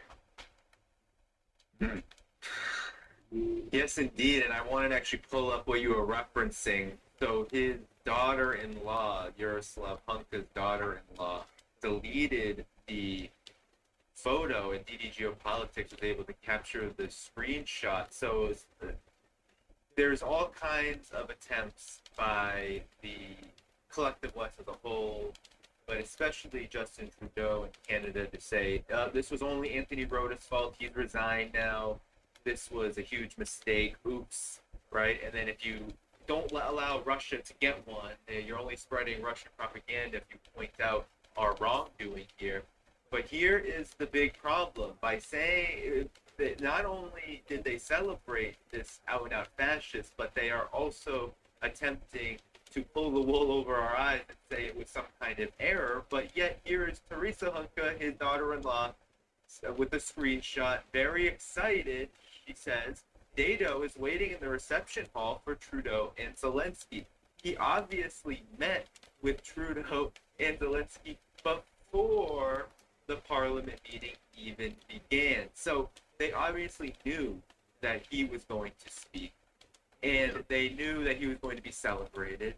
And to think that Rhoda is some lone wolf here is absolutely ridiculous. But Scott, if you could react to this, but not only this, could you tell viewers this long-standing problem Canada, the collective West have had with Ukraine and with this Nazi problem, with this fascism problem? Because this is something that we've been pointing out, and when Putin says denazification, it's that's a lie, that's not right, that's not actually what Russia is doing. And here you have someone being celebrated for fighting against the Russians during the only war where that would be possible, World War II, and the only side that was fighting against the Russians during World War II was the side of fascism. Your thoughts? Well, I just want to start out by pointing that, thanks to that photograph, we now know that he wasn't just in the same room with Trudeau and Zelensky, he physically met them. And anybody out there with a security background or has dealt with, meeting heads of state, you don't get that close unless you've been thoroughly vetted. Inside, outside, upside down. So they knew who he was meeting. They knew what they were talking about. This is not an accident. This was done on purpose. And for some reason, they thought that this would be a ho-hum thing because, after all he's guilty of is fighting the Russians. No, he's not guilty of that. Look, one of the problems with Ukrainian nationalism is that it's a very convoluted history. Where do you start? But what we can say is that the end of World War I was sloppy. Between the Brusilov offensive and then the Kerensky offensive, the Treaty of Brest-Litovsk, which created this Ukrainian Republic, German occupation, empowering them, breathing life into this notion of Ukrainian nationalism. Where do you draw the lines? You have the Polish-Soviet War, where Red Army troops driving to Warsaw, the Poles kick them back, they drive to Kiev, they have to stop it, and you get this artificial line drawn on the map that sort of splits the Galatian population, which is an intermixed population of Polish people and Western Ukrainians. And then you have people like Petrulia, the early Ukrainian nationalist, coming in. He sets the tone for Bandera rising up through the ranks. Fighting because Bandera operated on Polish soil, not Russian Ukrainian soil. But Ukrainian nationalism was born actually in the Galatian region of Poland.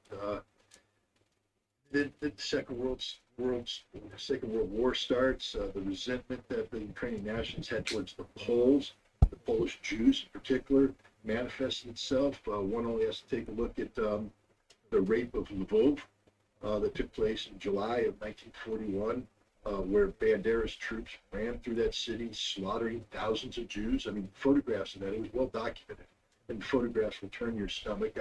I've seen the photographs myself, guys. But don't do it on an empty stomach. I think these are things that have to be seen to understand it.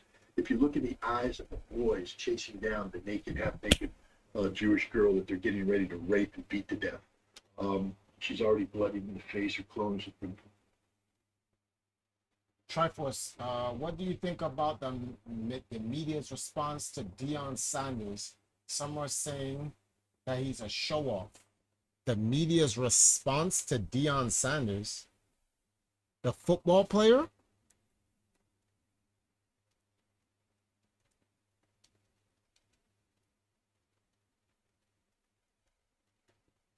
Are you talking about the football player Deion Sanders? I would assume so. It took too long.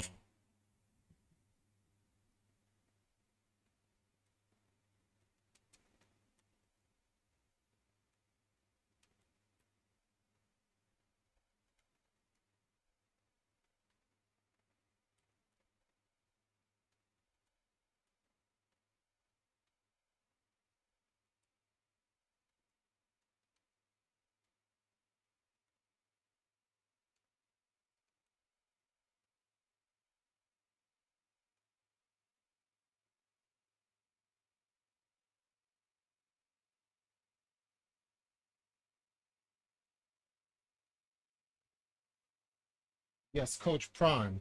I'm gonna keep it real with you. I haven't heard anything about Deion Sanders being a show off.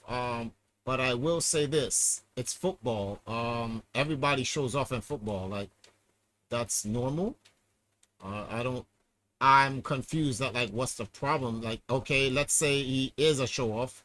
Well, what's the issue? Isn't that like football? That's it's, first of all, it's sports. It's number one. So like, what's the problem? Michael Jordan talked shit his entire career, and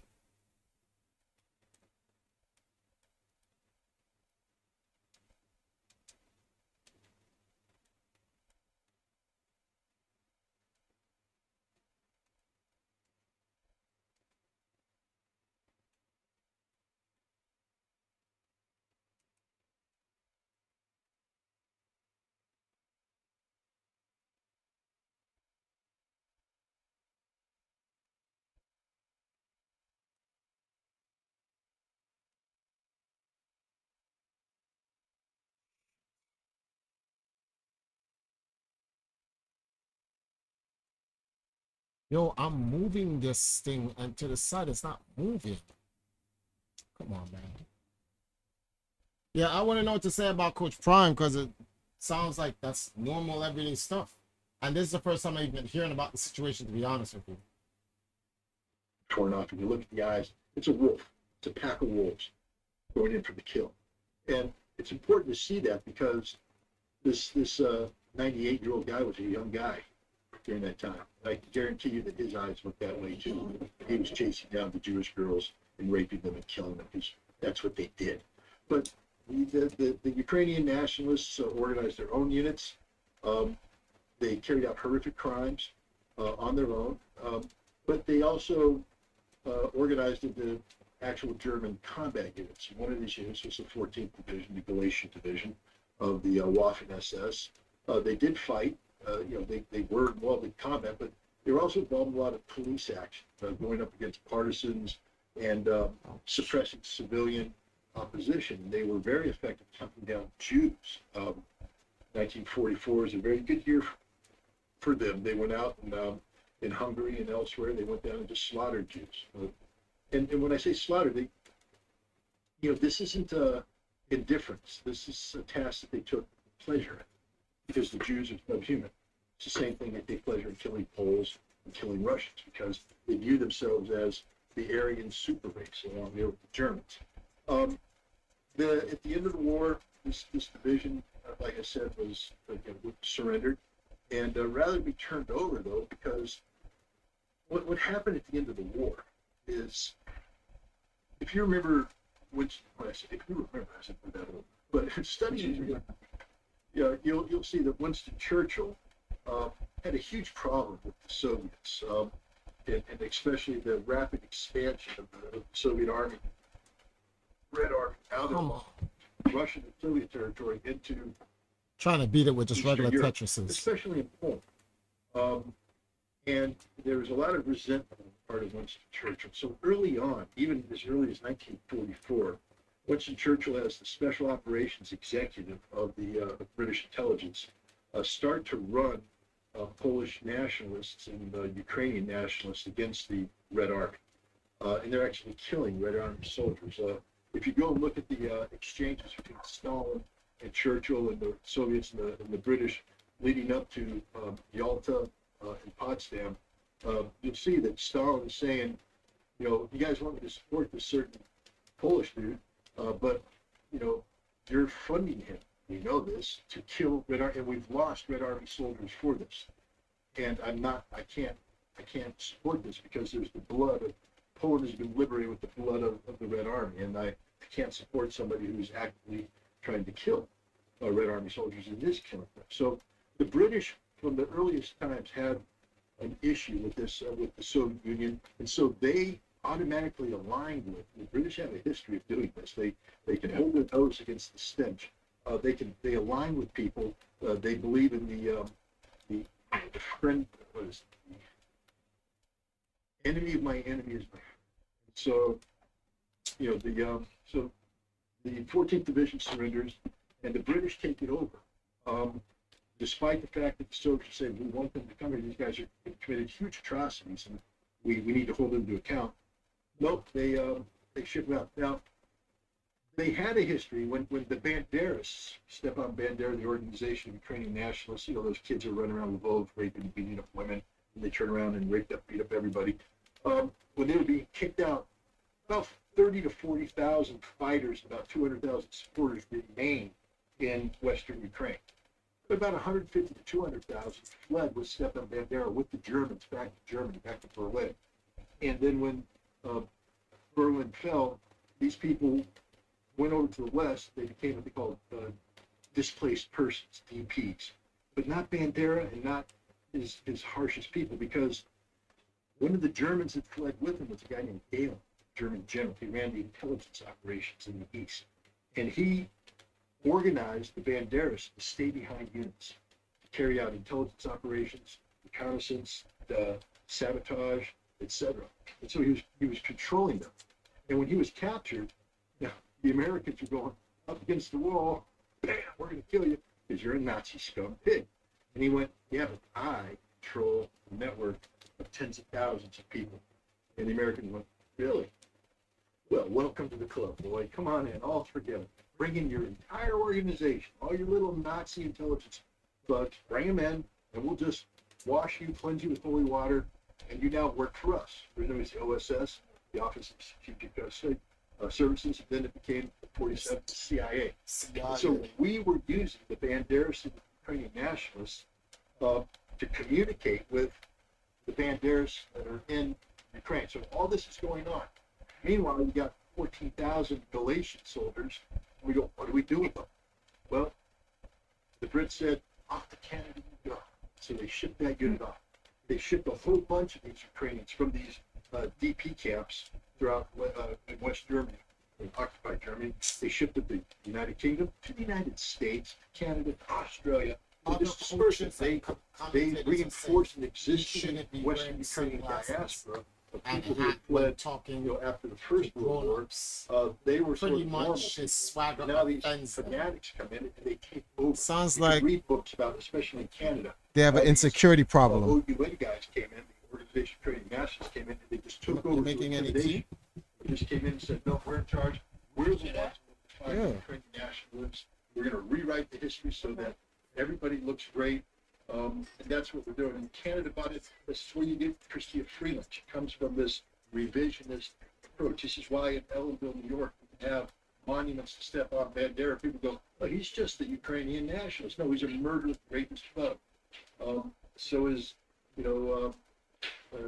Shukevich, Roman Shukevich next to him, and the other two. So that's what's happening. But here's the important thing.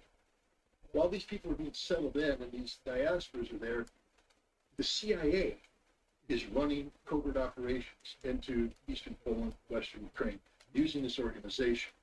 And the way the CIA works, I don't give too many secrets tonight, but they use diasporas. I mean, that's what they do, because the diasporas maintain pretty clear. Yeah. And so they will contact the diasporas, and they'll open up communication chains, and then they gather intelligence, and then they train their own little team. They parachute them in, and the situation sounds mad petty. They all got captured because the one thing you could say is, even though Galen had was thinking he was running this organization, the Soviets had infiltrated it and were getting good feedback. But there was some bloody fighting going on from 1944. Because remember, the Red Army took over a lot of this territory in 44. You know the word it until 45. 44 until say 53, 54. So 10-year period. The Red Army and the Internal Security Force lost about 40 to 50,000 guys in combat. Yikes! It took us 10 years in Vietnam to lose 58,000. And people remember there was some heavy fighting in Vietnam. So it was a serious war. Understand the scope and scale of the fighting that's taking place in Ukraine during this period of time. It's not minor. It's a big deal. Guys hanging out in the woods, running in, slaughtering villages. They killed hundreds of thousands of civilians during this time. Eventually, the Red Army got the upper hand. And around 54, 53, 54, they suppressed this. They arrested a bunch of people. Another 100,000 or so Ukrainian nationals flee, going into the diaspora, further infecting the mindset of these people. The others, about 100, 200,000, go to the gulag, where they're locked up. Keys going to be thrown away because the Soviets, go back and read the history of the time, they hate the Banderas. They view them as literally the scum of the earth. They know what they are. They've seen them butchered. So many people died in Western Ukraine during the Nazi occupation. Other people fled that. There was nobody to teach. There was nobody to run the education. So the Soviet government brought in Eastern Ukrainians, Russians, ethnic Russians, in to man the schools, do all this. What did the Banderas do? Killed them all. 100,000 of them. 100,000 of them. They killed them. So now they're locked away. 1956, Nikita Khrushchev, because Stalin kicked off a couple years earlier. Khrushchev holds a secret speech. And basically it's denouncing Stalin's period. It's trying to expose the sins. It's an effort to heal the Soviet people. So he denounces Stalin. One of his acts was to open up the gulag and free the prisoners. So all of the worst people in the world, the Bandera scum that had been arrested, locked up, were now released. They were allowed to come back into Ukraine and reintegrate into society. You say, okay, Scott, but it's not that bad, is it? Well, yes, because remember the CIA is running the diaspora organization. They're funding it. They're making connectivity, and there's a collusion between the Nazis and diaspora, the Nazis that were just released from the Gulag, to work their way back up into Ukrainian society. And they go all funded by the CIA. The CIA funded this operation up until 1990. In 1990, the decision was made that we no longer needed to fund this because it was sort of on automatic mode and relations are getting good, and we don't need to be doing this whole regime. Systemic. But it's not that it's just the CIA back then. We continued to do the funding, but we used other monies to do this, etc. But this is the thing. This is the norm, where in the United States, in Canada, Great Britain, the Western Ukrainians in diaspora have rewritten their history. We published book after book, magazine. One of the Chrystia Freeland's gravest sins is what she did with her grandfather. He was an editor of a newspaper in Krakow that was loyal to the Organization of Ukrainian Nationalists and the Nazis.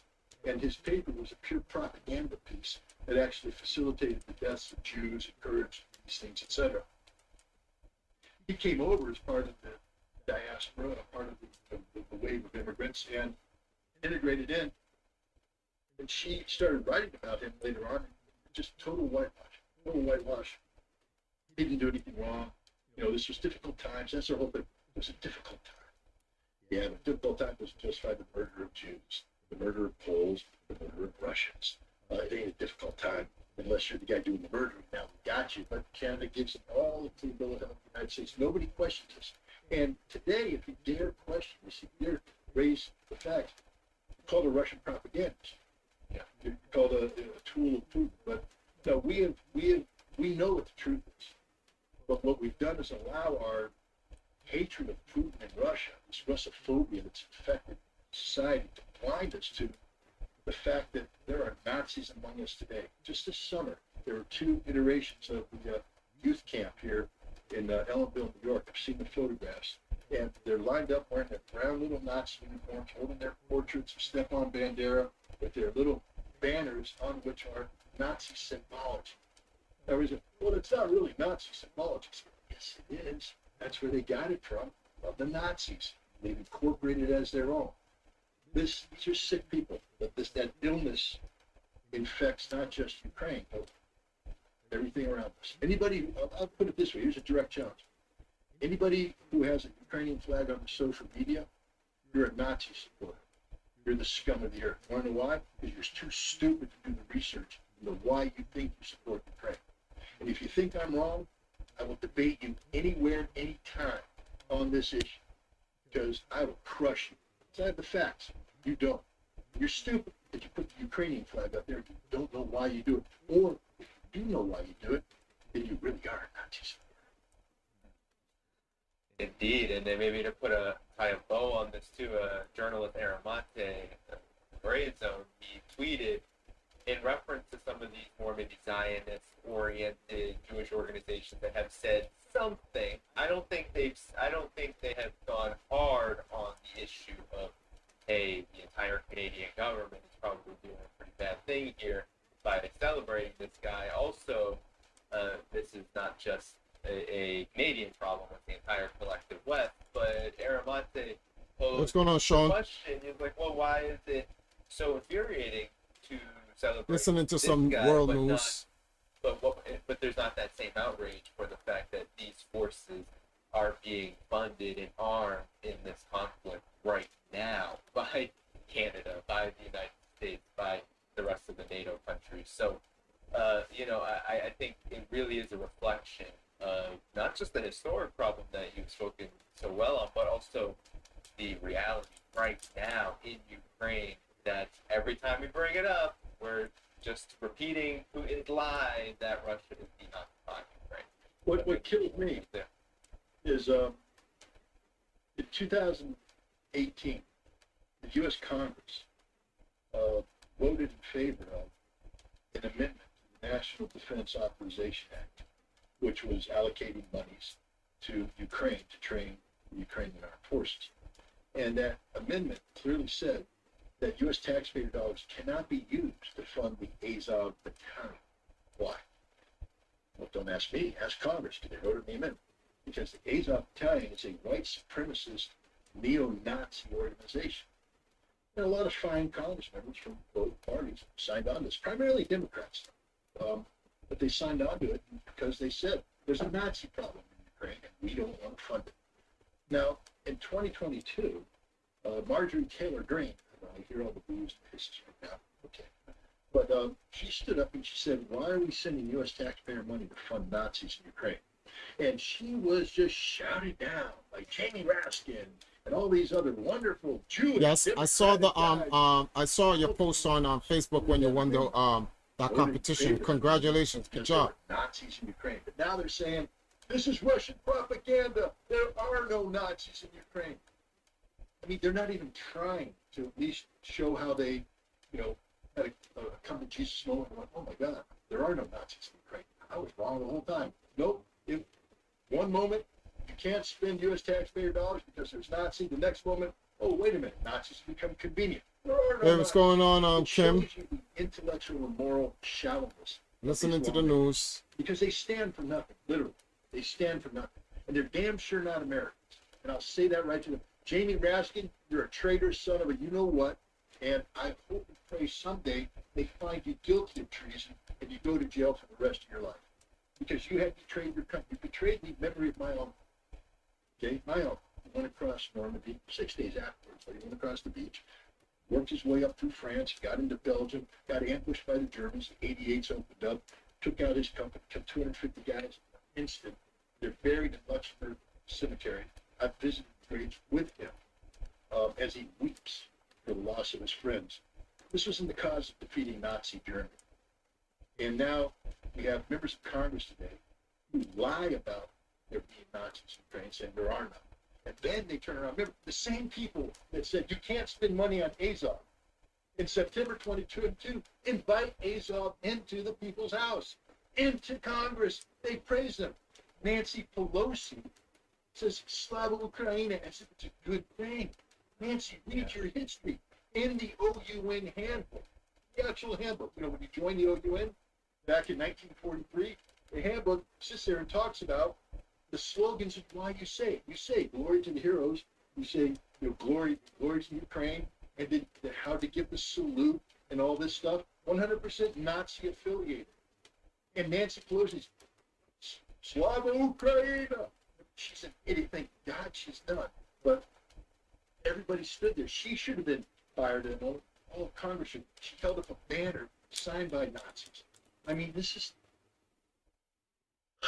My blood pressure is probably going to go up like I die of a heart attack before the show's done, but good cause. A mess. This isn't an accident, ladies and gentlemen. This isn't a lack of understanding. This is deliberate. It was done deliberately in the Canadian Parliament. I'm telling you right now, they knew they had a Nazi in their midst, but they chose to whitewash it because that's in vogue right now. And it's done in the U.S. Congress. they let these Azov thugs hold a, to sell, to do an auction for memorabilia, and if they're selling patches from the Azov uniform with the damn Nazi symbols on them.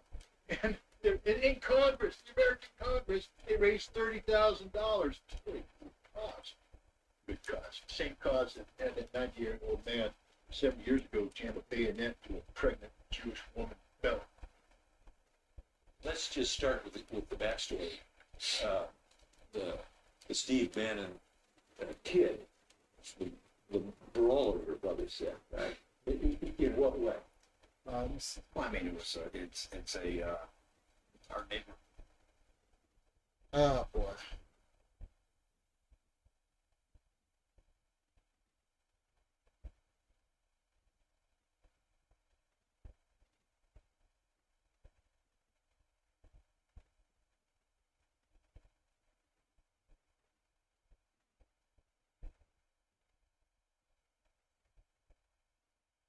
One second, guys. I'm looking up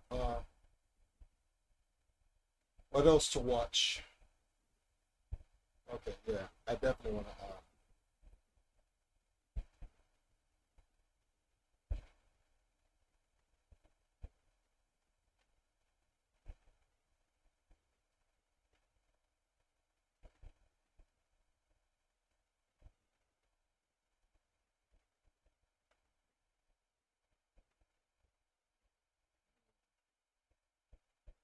Wow, Pat Riley has 9 rings. That's crazy. I forgot about that.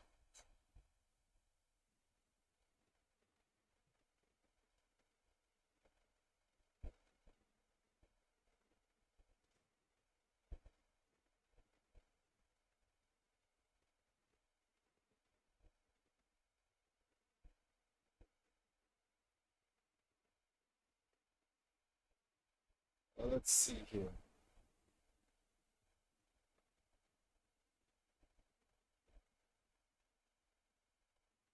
They call for calls are getting louder. They call for Justin Trudeau's resignation.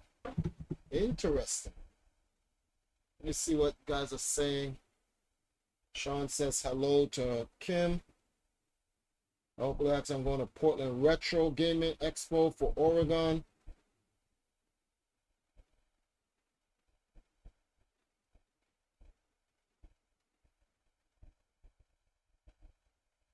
Well, you got 18,000 followers on Instagram. Good job, Sean.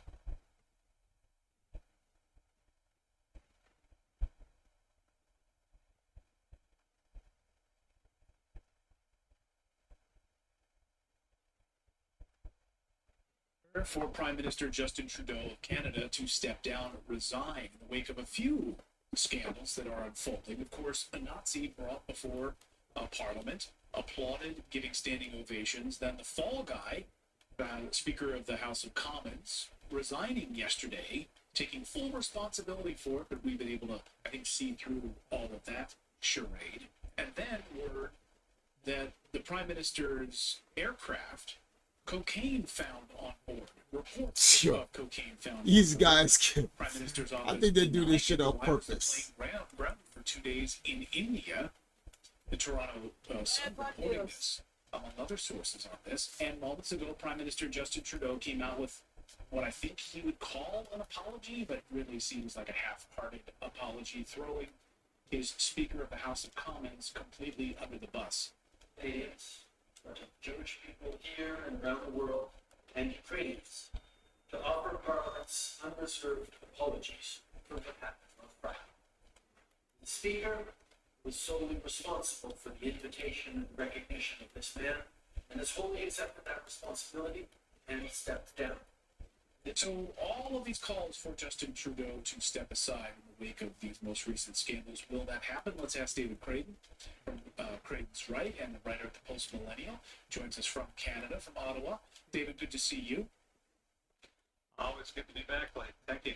So last night, also, we should mention there was an emergency cabinet meeting, I guess maybe around midnight last night, but we don't know the full details of this. I know you're just getting word on this.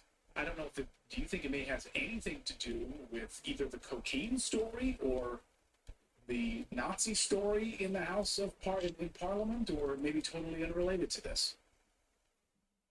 I think it has everything to do with the cocaine story and the Nazi story. The story of this former Waffen SS member coming to Parliament has just continues to explode around the world. And it's an embarrassment that Trudeau has deliberately sidestepped the last 2 days in question period where the Prime Minister is supposed to be there front and center representing the government, answering the questions of the opposition. He has skipped Monday and Tuesday. And he has put his House leader there up front, who was a pregnant woman, by the way, typical of Trudeau, to hide behind somebody else. So he puts a pregnant woman up there to take all of the abuse from the opposition, asking these questions about, where is Justin Trudeau? Why is he not responding to this? And she's reading her script, of course, about how, we're all very embarrassed about this, and it's really quite a horrible thing.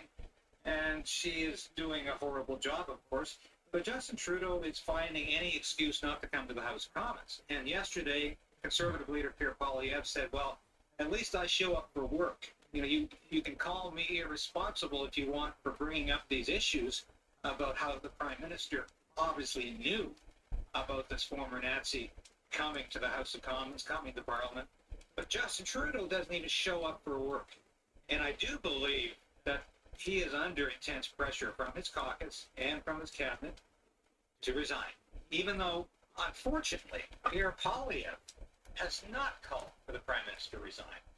Maybe he will today, but he has not in the House of Commons for the past 2 days. He has simply said the Prime Minister needs to apologize. And unfortunately, Poilievre has emphasized that apology far too much to Zelensky and Ukraine than he has to Canadians and Canadian vets. I've been very, very disappointed in how he has pushed this message, and I think entirely the wrong way. But yes, Justin Trudeau does need to apologize. He does need to come clean on this. And, well, I've been saying he should resign for a long time, not just for these issues, but because the country is in tatters. Well, he did come out in front of the camera, even though he didn't show up on the floor of Parliament. He did release a video where he blamed what happened in Parliament by bringing a Nazi out there and getting a standing ovation. He blamed that on Russian propaganda. Let's play this soundbite and get you to respond. Obviously, it's extremely upsetting that this happened. The speaker has acknowledged his mistake and has apologized. But this is something that is deeply embarrassing to the Parliament of Canada and, by extension, to all Canadians. I think particularly of Jewish MPs and all members of the Jewish community across the country are celebrating, commemorating Yom Kippur today. It's going to be really important that all of us push back against Russian propaganda, Russian disinformation, and continue our steadfast and unequivocal support for Ukraine, as we did last week with announcing further measures to stand with Ukraine in Russia's war against it. So, David, it was Russian propaganda. It was the fault of Putin that they brought a Nazi on the floor of Parliament. Yeah, I mean, this is just so laughable.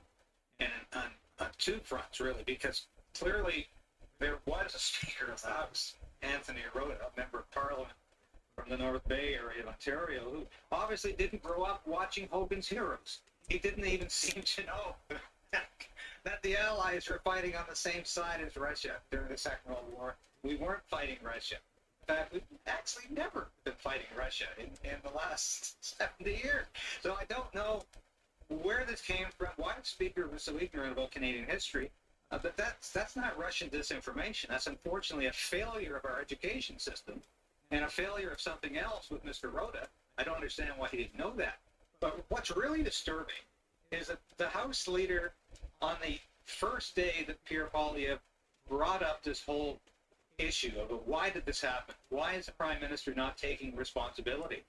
She actually suggested that the entire event, everything, including what Rota said about this Waffen SS member being a Canadian hero, that all of this, including the documentation that every member of Parliament rose from their seat and applauded this man, giving him a standing ovation, that all of this be erased from the historical parliamentary record.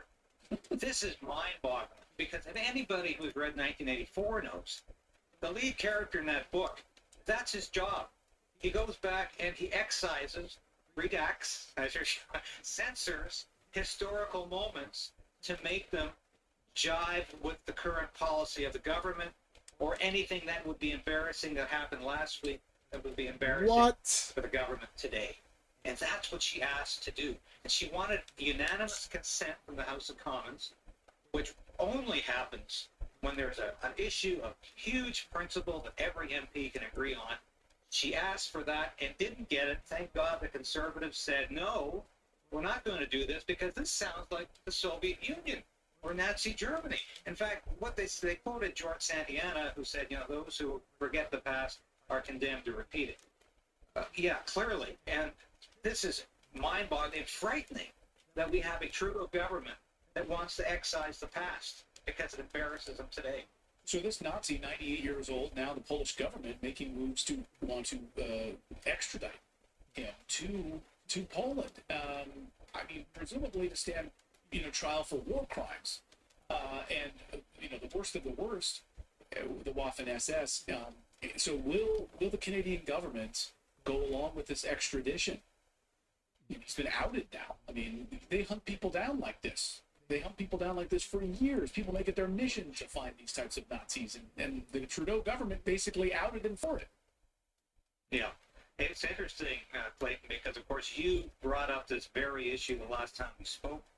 You said, do you think there will be potential prosecution of this man? I said, well, I don't know. Literally 24 hours later comes a letter from the government of Poland saying, we want this man, because they believe he participated in war crimes in Poland, and specifically in the massacre of a village of Polish Jews. Now, will the Canadian government extradite? This is always a sticky process, whether it's Canada or the U.S. or any democratic country in Europe where a war criminal is believed to be living, and to extradite him to the country where he is potentially going to be tried. It's always a difficult process. It takes sometimes years. Will he die in the process? But I really want to know and wonder, will the Canadian government even want to cooperate because of the potential embarrassment? Not only in terms of why this guy was living in a safe haven of Canada all of these years, but why did all these Waffen-SS, ex-Waffen-SS soldiers enter Canada in the 1950s to begin with? Why were they given, apparently, new lives in Canada, allowed to live unmolested by the law? Nobody asked any serious questions. And can you tell me why Anthony Rota, the former speaker, obviously knew this man for years? He didn't just meet him last week. He must have known him for years. And there must be others in that community who are perhaps involved and were involved in the same unit during the war, or others like it. Is this going to be an explosive story? I think there's a back channel story here that hasn't even been examined. I'd like to do it myself, actually. But I am curious how willing the Canadian government is going to be to actually extradite this man. I would say, like you, that yes, he should be. He should be, yeah. He should be, yeah. Yeah, absolutely, I believe he should be. And this would be a way for Canada to save face and say we made a huge mistake. He should stand trial for war crimes. We're going to extradite him back to Poland. They're asking for it. We understand that he was involved in this massacre of this village of Poles during World War II. And we were pleading ignorance before, but now we've seen the light. Let's send him off to Poland. And of course, Poland is having to walk a real delicate balance here, because on the one hand, they're totally supporting Ukraine and very much anti-Russia at this stage, while at the same time asking for a Nazi who is standing there with Zelensky. So it's a very delicate, very bizarre. I'm sure there's a back channel, just some sort of back channel diplomacy happening that we are unaware of. It'd be really interesting to be a fly on that wall. I hope you get some good information on that from your sources, both in Parliament and otherwise. David Craig, great to see you. Thanks as always. Unbelievable that Canada continues to surprise us, and we'll see what happens with the Prime Minister. Will he resign? That's the question of the day. David, great to see you. Thank you again, Clay.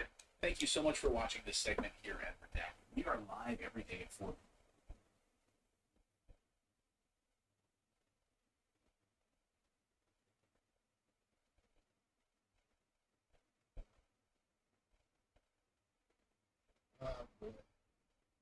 Foolishness.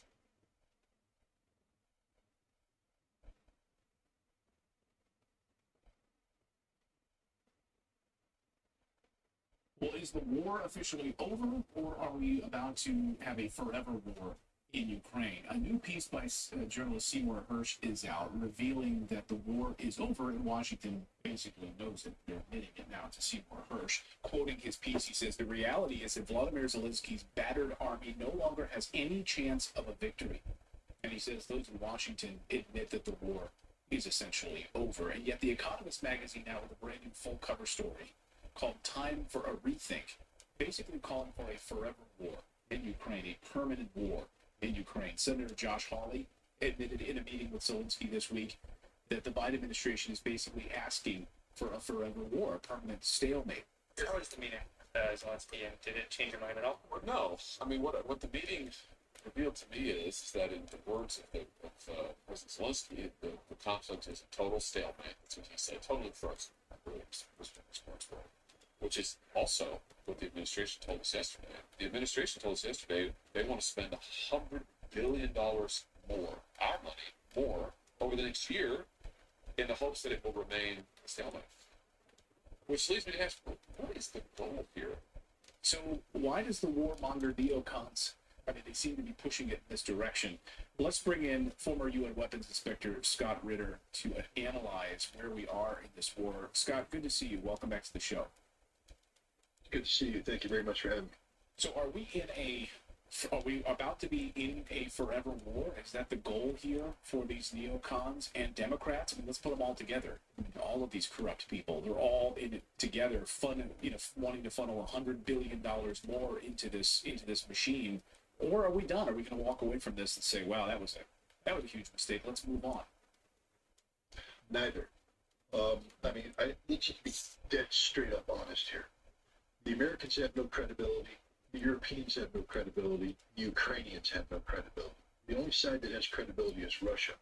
Stop listening to anything. Look, I love Seymour Hersh. He's a close friend. We've been friends for 25 years. The source he's quoting, I mean, I can't say what I want to think or say about the source on your show because I would have to use some very foul language.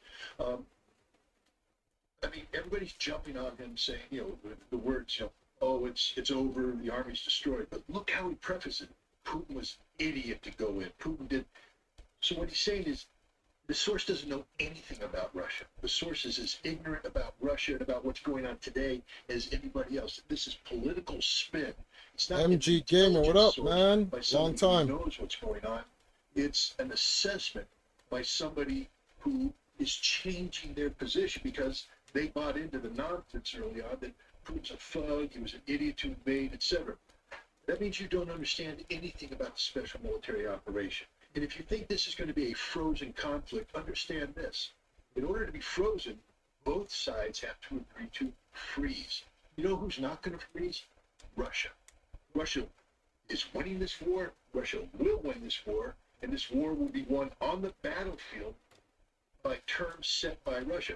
I didn't just make that up. Sergei Lavrov basically threw those words back in the face of the Europeans. Because you remember, back when they were cocky, back when they said, oh, we've got this stuff, Zelensky's going to launch a counteroffensive, they were saying, no negotiations, no negotiations. We're going to win this on the battlefield. Now everybody's saying, freeze it, have negotiations. The Russians say, no, we sort of agree with you last time. It's going to be one on the battlefield. And that's the way it's going to be. $100 billion more to freeze a conflict. Let's just make this clear. The conflict will not be frozen. That $100 billion, if it's expended, will be wasted because the Russians will chew through it like a hot knife through butter, just like they chewed through the $113 billion we've already poured into Ukraine. Is this war over? I mean, it's over as like the Second World War was. The war on the Eastern Front was over after Battle of Kursk. Everybody knows who's going to win this war.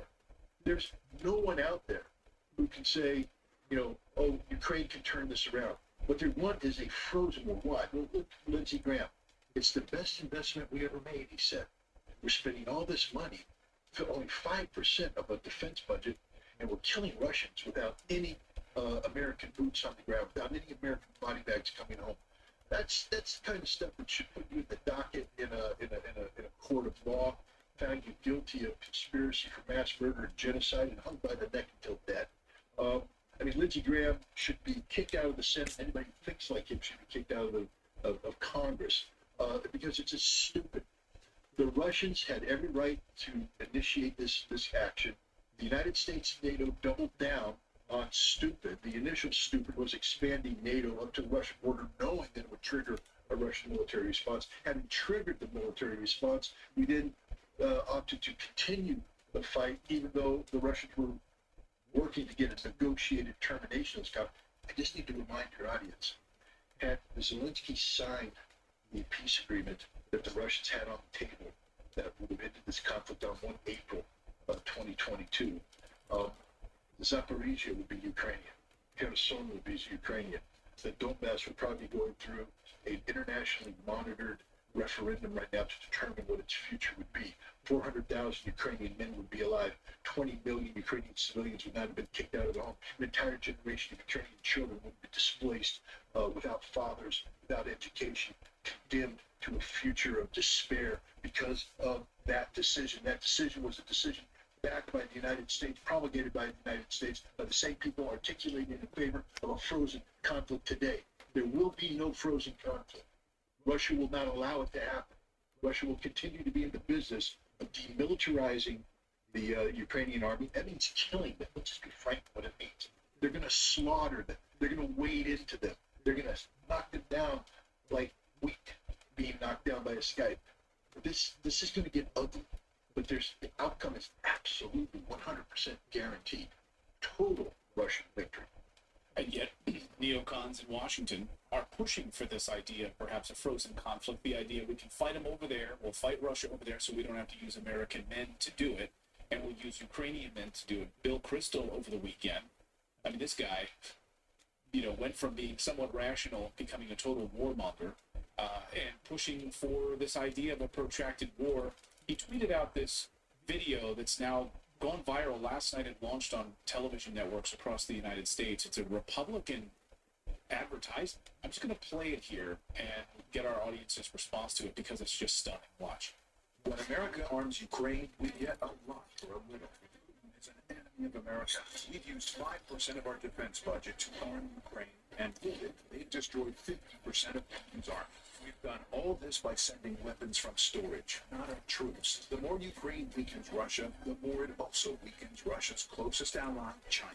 America needs to stand strong against our enemies. That's why Republicans in Congress must continue to support Ukraine. So Anders Aslan then tweeted after this video was made public last night, said this is short but perfect, this video. By the U.S. giving Ukraine 5% of the U.S. military budget, the justification for us using this money, Ukraine destroyed 50% of the Russian military, he says. This is the most efficient use of military expenditures ever, and this is how they're justifying it. First of all, they've destroyed 50% of Russia's military? I don't know. Look, Anders Aslan is a Swedish apologist who worked for the Atlantic Council.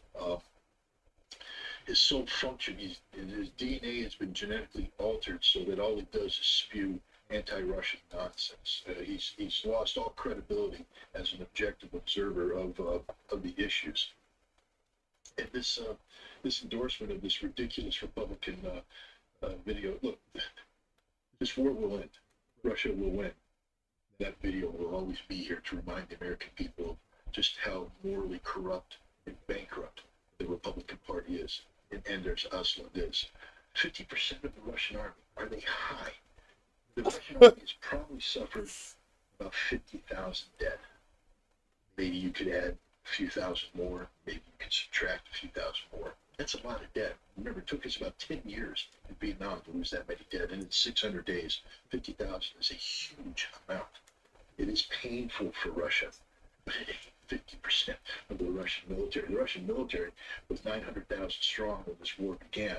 They're going to pump up the active military to 1.5 million. They're in the process of doing that right now. In addition to that is the 300,000 mobilized reservists, 300,000 volunteers, and another 250,000 obviously conscripted, turned into contract soldiers in addition to the 200,000 they have. I mean, I'm not the greatest mathematician in the world, but I think I just articulated a case of well over 1 million people being dedicated to this special military operation. They lost 50,000.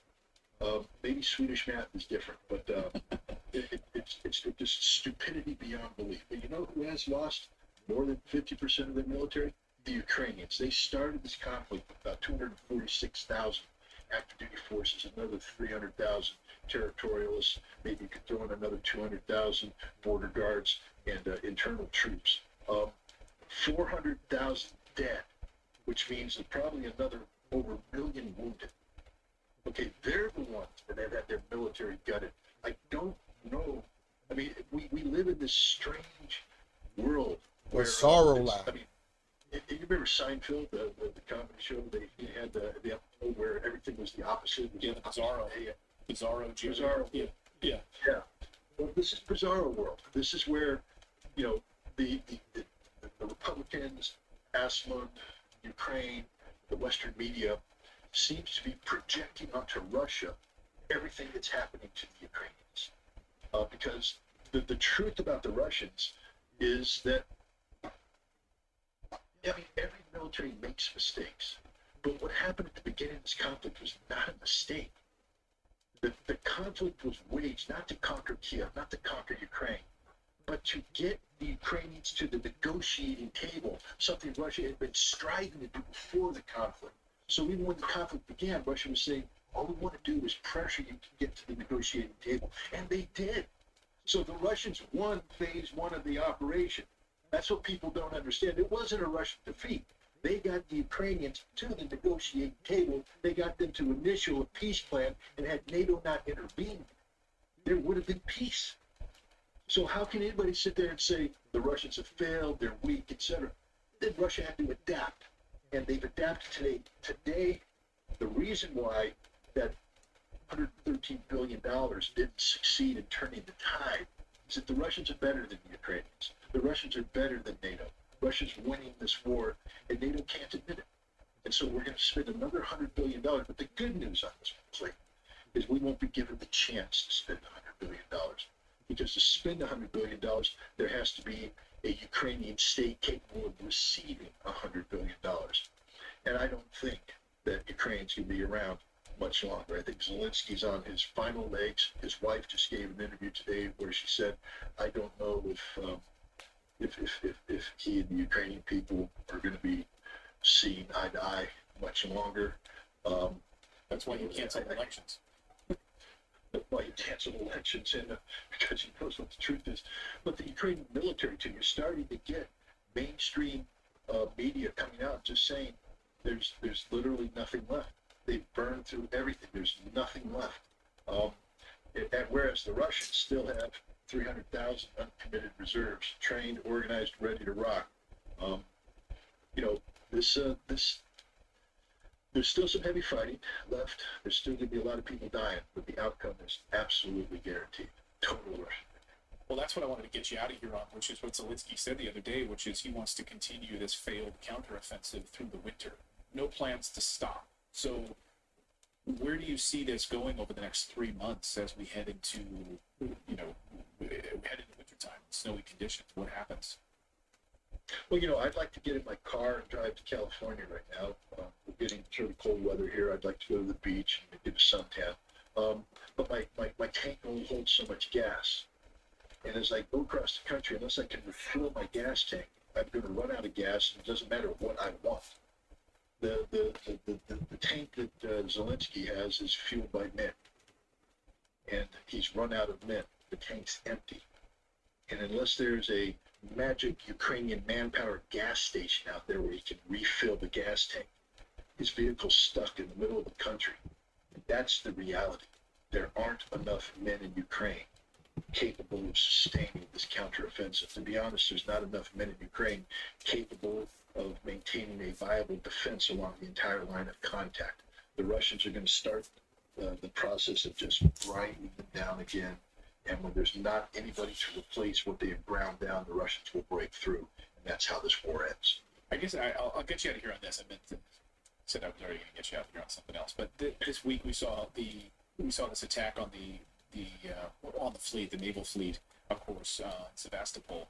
I think the Western media thought, oh, Putin's going to respond devastatingly, and perhaps NATO was hoping that Putin would respond devastatingly, do something stupid. What do you think the response is going to be, or will there be any response at all that we would classify as massive on some sort of a television scale that CNN would cover and say, see, we told you? Well, first of all, let's just start this. Putin doesn't give a damn about CNN. He doesn't give a damn about you. He doesn't give a damn about me. He doesn't give a damn about anybody in the West. What we care, what we want to see, what our expectations are, etc. He's here to win the conflict on terms that are favorable to Russia. What's the one thing Ukraine desperately needs right now? Because we just talked about it. They're out of men. The counteroffensive is stalled. They got nothing. They need help. Help in the form of military intervention. They need NATO to commit to this fight. What could trigger that? An overreaction by Russia. Russia doing something precipitous. Russia doing something that changes the algorithm of the war. Putin knows this. He's the smartest guy in the room right now. So, yeah, the Ukrainians launched an attack. It's a provocative attack. It used Scalp missiles. It used Storm Shadows. Those are the French and British air-launched cruise missiles. Several broke through. I mean, when you have the NATO intelligence telling you what the radar coverage is, telling you where the, what the range models are, where the gouge in the radar coverage is, you can program these missiles to go through, and some got through and they hit a building that, frankly speaking, was virtually empty, because in wartime you don't hang out in your normal office. You're down in a war bunker. So they killed, I think, one serviceman on duty, or he's missing. I don't know if they found the body yet. But it's embarrassing. Let's be straight up honest. It's embarrassing for the Russians. But they're not going to overreact. At the appropriate time, you will see the Russians take out a decision-making center. Now, they're not going to do it in a way, I don't believe they're going to do it in a way that's designed to generate the ideal CNN image. They're going to do it in time when it's about the maximum harm to the Ukrainians. They're going to wait until people are together, they've located them, and then they're going to hit them and they're going to kill them all. And then the Russians won't say anything about it. It'll be done. Russia's not playing to the West. That's why the West doesn't understand what Russia's doing, because we're used to drama. We're used to people projecting something. It's like a Hollywood movie. We have a trailer. I mean, why did Zaluzhny in December give an interview to The Economist saying straight up how many forces he needed? So the Russians went, that's about 9 to 12 brigades. Thank you very much, Zaluzhny. And we're going to go to Melitopol. That means you have to go through Robotyno, Tokmak. So then the Russians went, well, thank you. Now we know exactly where your force structure is, and we know exactly where your axis of advance is. So we're going to build the world's strongest defenses between point A and point B, which they did. They brought in the master of defense, Lieutenant General Alexander Romanchuk, the man who wrote Russian defense doctrine. He built these defenses, and the Ukrainians can't even dent it. See, that's stupidity in the extreme. There was no element of surprise. The Russians knew exactly who was going to attack, where they're going to attack, when they attacked, and what their objective was, and they destroyed them, because that's how the West has done this, like a Hollywood movie. We have to play to an audience, because the outcome is not what the trailer suggests. And so we have to put people involved. The Russians, on the other hand, they don't do Hollywood. They'll make their movies after the fact. There'll be soul-searching movies that talk about the horror and trauma of the war, but the Russians aren't going to sit there and project what they're doing. They're simply going to win this war. And they're going to win this war in a way that is totally, dismissive of the West's need for drama, for, Hollywood-style propaganda. And it's frustrating for people in the West because, we're getting fed all this nonsense from, NATO, from the United States, from the Ukrainians, and we look at the Russians and we're getting nothing. And so the tendency is to fall in on the data you have, but it's totally misleading. And as I said, if I were the Russians, I'd probably be chuckling, because just imagine, you and I are having this great conversation this morning about things that from the Russian perspective just don't matter. They don't care about a GOP video. They don't care about Josh Hawley. They don't care about Zelensky. They don't care about any of it because it no longer matters. The war will be decided on the battlefield. Sergei Lavrov has said this. Putin agrees with him. And that is that. The West can't handle it. We're talking about a frozen conflict. There will be no frozen conflict. There will be total, unconditional surrender by the Ukrainians to the Russians at a time in choosing of the Russians. Scott Ritter, it's always great to see you. Thank you so much for your analysis, breaking all of these important pieces down for us. We always appreciate it. Thanks so much for your time, Scott. Thanks for having me. And thanks to all of you, by the way, watching us live tonight. If you would be so kind, because YouTube has been suppressing us and this content, if you would actually hit that like button while we're live, it actually pushes us further out into the algorithm. There's a war on right now for information. And you're seeing this across, all of these social media platforms mostly. Maybe there's some question about what's going on with some Twitter stuff as well, formerly Twitter, but definitely on YouTube. So if you guys hit that like button and subscribe to the channel, it definitely really helps us here as we're live Monday through Thursday at 4 p.m. Eastern time. But the West absolutely is calling for that. The West is absolutely calling for some sort of big Putin response to these provocations so that NATO can step in fully and take this thing over. And you saw that in Washington this week. Calling for another $100 billion in funds for this. For what? Yeah. And the 60 Minutes piece last night. How many of you guys saw that unbelievable story last night? So we can't show any 60 Minutes clips here on the show because they will copyright strike us. So we can't do it. But we can tell you that they did a whole piece last night on how the United States government is funding Ukraine's, not only their military, their weapons, but all of their first responders. 57,000 of their first responders are subsidized by you, the American taxpayer. That includes training dogs for first response. That includes pensions for people who are retiring as first responders. It's pretty extensive. And farmers. But, yeah. And seeds. Seeds. They're also, seed research. Go ahead. Pensions of who are the people in charge, the pensions of the government. Yeah. Now, the way that 60 Minutes presented this was that that's a good thing. Aren't we so generous? Isn't that amazing that we're doing that? Without presenting you the context with which it could be said that we wouldn't have to do that if we hadn't led them into war and empowered the bad guys. No, the context was Putin's a madman, so therefore the United States taxpayers have to fund first responders to look through the rubble and find bodies. Like, that's basically how they positioned it. With zero historical context about this conflict, other than, Putin was feeling personally threatened by the expansion of NATO, which I spent the weekend reading another of Jacques Baud's book. He's the former NATO specialist from Switzerland, who continues to give us this context of how NATO has led this war by the nose. And he talks about how even Mexican President Lopez Obrador had said, we give the money, they give the bodies in Ukraine, and talks about how the West completely ignores and oversimplifies this, but with this line that Putin was just threatened by NATO or hates democracy or didn't want Westerners at their doorstep. And it's a gross oversimplification. And so you should not repeat those things if you are not studied. But again, the media is leading us into thinking that this is wonderful, that we're supporting this, and we are so generous. Well, let's ask this question. David, Philip, you guys weigh in. Like, Tangerine Sky in our chat room asks, so why do my spectacles here, why do the American people tolerate this BS? It's a great question. Is it because of the propaganda?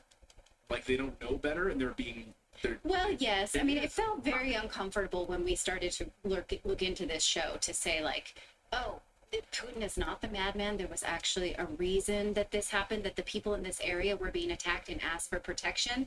And that felt wrong because there is a mainstream media narrative. From day one, when we were talking about the Donbass, Dave, you remember it, Phil, we were talking about what was happening since 2014. We got banned and blocked, and now it seems like there's an awareness in the mainstream media, like, oh, okay, that was true. And then you had the head of NATO last week admitting that the expansion of NATO was the reason that Putin invaded, which had been totally kept under they were not admitting that. They finally admitted it last week. Yeah. This unprovoked war was not so unprovoked. David, go ahead. Sorry, I cut you. Yeah, I was gonna say, like, I was just talking about this the other day, and how it's like people just really don't want to step outside of their comfort zone, their media channels, to get a history lesson, because like our audience understands and gets the history lessons. They go back, they look at the facts of the matter, they look at what's actually been going on. Whereas some people are just so comfortable they don't do that, and they just follow the mainstream narrative. So they think that, you know, they're helping by putting the Ukraine flag on. They think they're helping by sending them all these weapons and money. I was talking to a guy on X the other day. He's like, "Hey, we're only doing that, and they're only loans. We're gonna get it all back." I'm like, "No, we won't." Like, you sometimes have to step outside your comfort zone and look back into history to see what has actually happened, because there are facts there that they do not tell you in the mainstream media. You don't have, those facts. yeah, you don't have to go that far. And in fact, you know, I see people that I once worked with and friends who post things about Zelensky and how they're excited about Zelensky's presence in certain areas. And I think to myself, do you know that he is the personification of weapons of mass destruction? He is what weapons of mass destruction would be if it were a walking, talking person. He is perpetuating a lie about a war and dragging innocent men to their deaths. And I don't understand if people just don't know that, and they just are very comfortable with this. Putin is crazy, Russia's so far away, it's not a threat to me, but I can say this, and it makes me feel heroic in order to support Ukraine with a flag and a picture. I don't understand what people are doing when they post these nice things about Ukraine. Like, what do they believe that then, I don't know. I really do want to know. Like, what is it that you believe that Zelensky is a hero? Yeah, it's a good question. Saul in our chat here says, Saul to Paul says, redacted is so pro-Russian. Wrong. I think we've been very clear on that. We're pro-human beings. And if you pay attention to what we say, we are very much anti-NATO on this show. And Ukrainian men are being killed because of NATO. And so if we can dispel this, you know, Ukraine versus Russia thing for a moment here. It's more nuanced than that. Zelensky, knowing that the EU and NATO was not going to let his country in without a full-scale war, ordered an attack on the Donbass and Crimea in late 2021 and early 2022. The people of those areas asked Russia to intervene to protect them from this pending attack, which was an escalation of what was already an attack for 10 years. And Putin had said, he said publicly, we're not interested in expanding our borders. We're not interested in expanding beyond Crimea. We don't think we're going to need to go in there. But as that attack became more imminent, the Russian parliament voted to go in and protect those people because the Minsk agreements were no longer being ignored, and because there is international law to protect your people who live outside your borders. And so had Russia not done that, those people were going to be attacked and have continued to be attacked. So we don't have to say we are pro-Russia or we want Russia to have more land. We absolutely did not want civilians to continue to suffer. We absolutely do want those people to remain safer.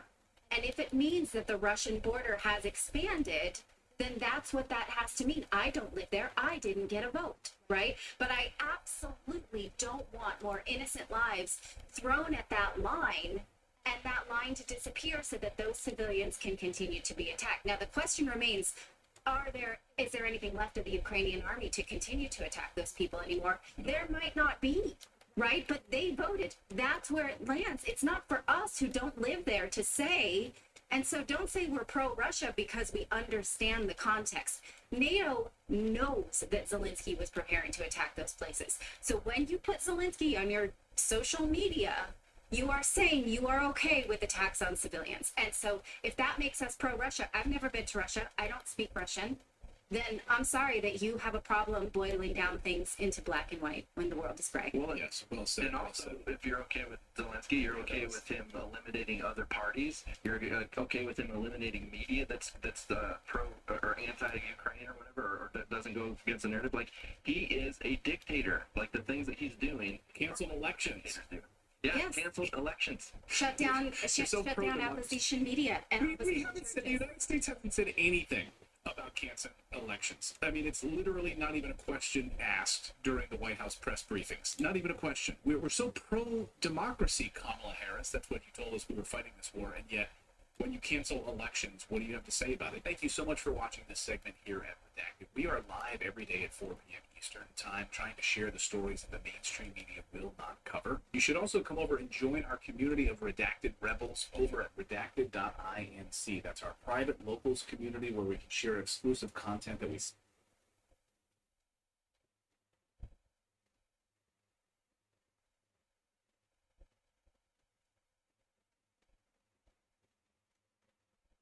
I'm going to get this last win and then call it one at the same time.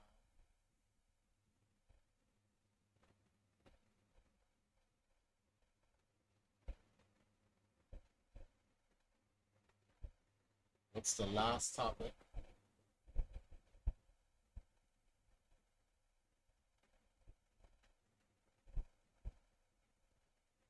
Ah, boy. Oh boy. Alright, we'll go with this giant.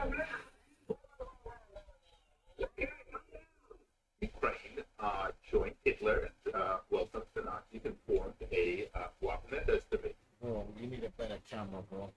I'm poor and I got a better camera than you. That's really good.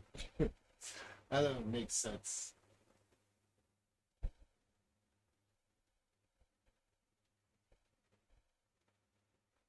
Oh man. Politics, politics, politics. What's going on in this world?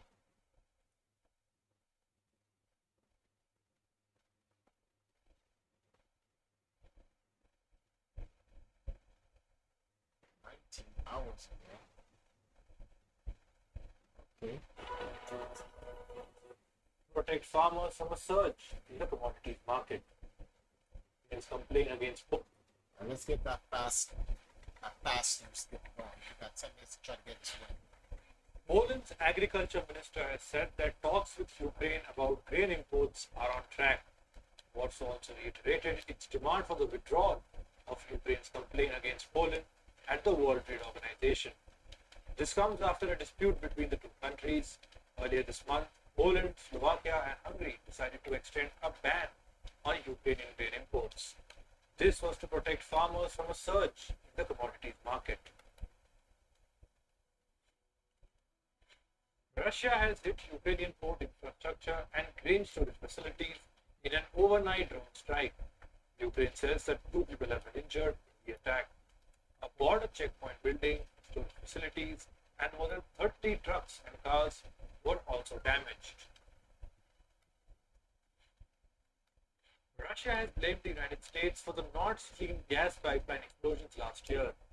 Russia's UN ambassador has said that there is emerging evidence which suggests American involvement. In September last year, several blasts ruptured 3 out of 4 Nord Stream gas pipelines.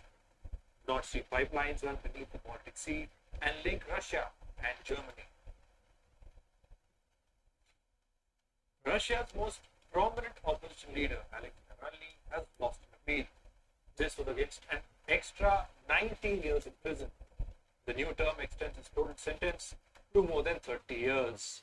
Last month, Navalny was convicted on 6 charges related to extremist activity, which he denies. Navalny's lawyer has said they plan to appeal again.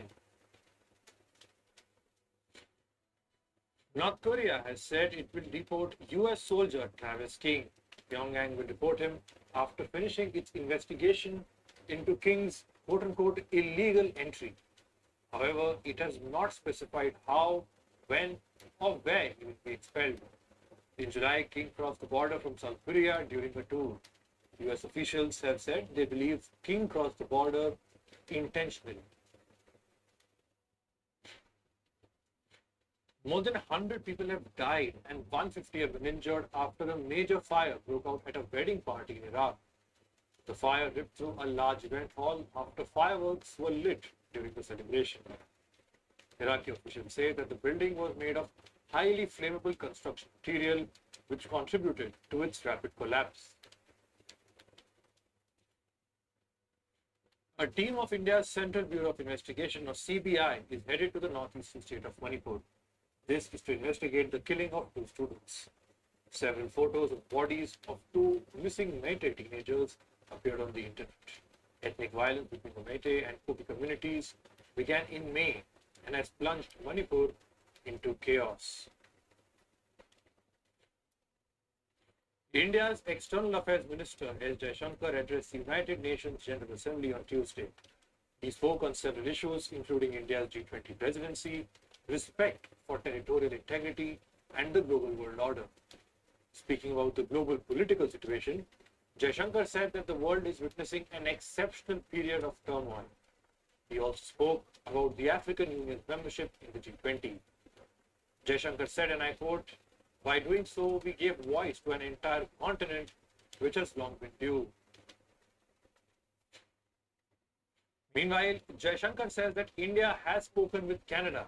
This is regarding Canada's accusations of India's involvement in the murder of pro-Khalistan separatist Hardeep Singh Nijjar.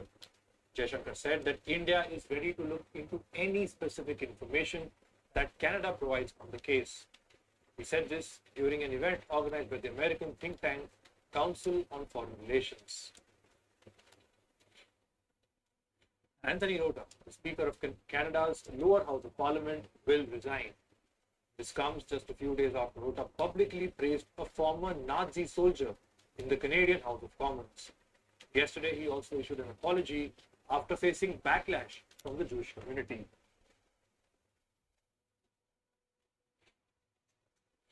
A New York court has found that former US President Donald Trump misrepresented his wealth. Trump and his family inflated the value of his properties and other assets to suit their business needs. A judge has said that Trump, his adult sons Donald Jr. and Eric, and the Trump Organization were involved in the fraudulent activity. This is a major setback for Trump. It may severely hamper his ability to do business in the state of New York. The US has announced aid worth $11.5 million for Nagorno-Karabakh. This was during US official Samantha Power's visit to Armenia's capital, Yerevan. She also called for Azerbaijan to maintain the ceasefire and protect the rights of civilians in the region. Power added that Azerbaijan's use of force was unacceptable and that Washington was looking at an appropriate response. Former Pakistan Prime Minister Imran Khan has been moved to a new jail with better facilities. About a dozen supporters gathered outside Haryala jail, throwing rose petals and chanting as Khan arrived. He was jailed in August in connection with a corruption case. The court suspended his prison term 2 weeks later. However, his release was prevented due to a custody order in another case. In climate news, smoke from Canadian wildfires covered the skies of Greenland's capital. Officials say the smog is having an adverse impact on the air quality of the city. The smoke drifted from Canada over the Atlantic Ocean and settled over Greenland. Canada has been battling wildfires since April. Torrential rains flooded the streets of Thailand's capital, Bangkok, yesterday. Residents were seen wading through knee-deep waters due to flash floods. Thailand's National Weather Department has issued a heavy rainfall warning in Bangkok throughout this week.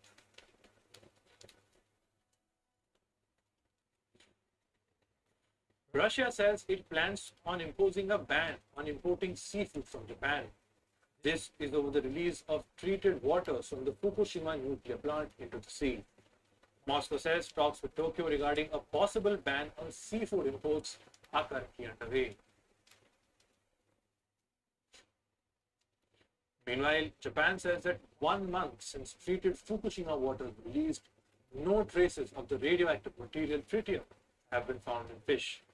Japan's Environment Ministry says this means that if tritium levels are present in the water, they are so low that they can't be detected and are not harmful. Remember, on the 26th of August, Japan began releasing treated waters from the Fukushima nuclear plant into the ocean. At least 8 brown bear cubs born this year have died of starvation in northern Japan. This is due to a shortage of pink salmon. Scientists say rising sea temperatures is causing a decline in salmon population.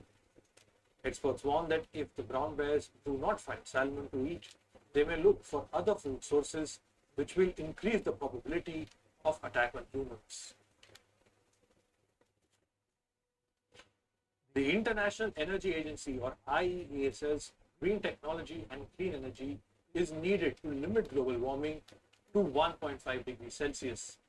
The Paris-based body says geopolitical tensions were the biggest challenge to working towards climate change. The IEA rather added that the world needs an investment of $4.5 trillion per year to transition to clean energy. As per their estimates, nations were only investing over $1.5 trillion per year. A fire has erupted at a Tesla lithium battery storage unit in the Australian state of Queensland. Authorities have warned nearby residents to stay indoors due to hazardous smoke. The incident has sparked outrage as people question the government's energy policies. Meanwhile, Tesla has advised fire marshals to let the fire to burn out, which may take several days. On to business and tech news. The International Monetary Fund, or IMF, has failed to reach a staff-level agreement with Sri Lanka. This is to keep a $3 billion bailout on track and unlock more funds. The agreement couldn't be reached due to a potential shortfall in the government's revenue generation. Sri Lanka will now have to hold more discussions with the lender to ensure it can meet targets. Hui Kaiyan, the chairman of Chinese property developer Evergrande Group, has been placed under police control. This is according to reports. Reports say Hui was taken away by Chinese police earlier this month. He is being monitored at a designated location. It is not immediately clear why he is under residential surveillance. In 2021, Evergrande emerged as the poster child of the country's unprecedented debt crisis in the property sector. The US antitrust regulator has filed a long-awaited lawsuit against Amazon. The Federal Trade Commission, or FTC, has accused the firm of harming consumers with higher prices and monopolistic practices. The lawsuit had been expected after years of complaints against the e-commerce firm and other tech giants of market dominance. The FTC has asked the court to consider forcing Amazon to sell its assets to restore fair competition. US President Joe Biden joined the striking employees of America's United Auto Workers Union in Michigan. He backed their call for a 40% pay rise. Biden added that they deserve a quote-unquote lot more than what they are getting. His appearance was the first visit by a US president to striking workers in modern history. It comes a day before Donald Trump is scheduled to meet the protesting workers. Uber is partnering with local taxi service Yellow Cab in the US state of California. This will add up to 1,200 cabs to the ride-hailing giant's platform. Uber has already been securing similar deals in Europe and Asia in recent years. South Korea's Samsung SDI plans to invest $2 billion in the US. This is to build a joint electric vehicle battery plant with automaker Stellantis. The company plans to execute the investment starting next April. It aims to start production in 2027. Samsung SDI is the electronic component making wing of Samsung Electronics Group. Meanwhile, American retail chain Target has said it will close 9 stores across the US amid rising crime. The retailer said theft and retail crime threatened the security of its employees and customers. Stores in New York City, Seattle, San Francisco, Auckland, and Portland will be closed. This will be effective from the 21st of October. All right, guys. On that note, we're going to end the stream. Thanks for joining me, guys. I appreciate it. This was a weird and wacky, random 3-hour stream. Talked about updates on the Empire, the Valkyries, a lot of Vladimir Putin and Zelensky nonsense on the war in Ukraine, and dudes inviting Nazis to the House of Commons. in Canada, Justin Trudeau, and a whole bunch of other nonsense. I'll probably come on tomorrow, in the middle of the day. We'll see what it's like. I'll stop by in the middle of the day, but yeah. If anything, I'll check you guys later. Thanks for stopping by, and it was good talking with you guys and catching up with you guys. Till next time. Oh, DJ Blazewave, how you holding up? Oh, I was just about to end, bro. I just came on for just a little bit, just to say what's up to everybody. I know everybody haven't seen me in a while on the stream, so I just wanted to come through and say what's up. But I'm catching a night crew tomorrow. I'm sure there's people who are not up right now. I'll hit them up tomorrow on a stream for about 2 or 3 hours and say what's up to them and see what's good before we head back to our normally regular scheduled program with the Valkyries. So I'll see you then. Everybody, y'all know, all the people who know me on a personal level, you know how to hit me up on Discord and whatnot. But I'm going to get some sleep because it's like 3 o'clock in the morning right now. So anyway, good night, everybody. Peace.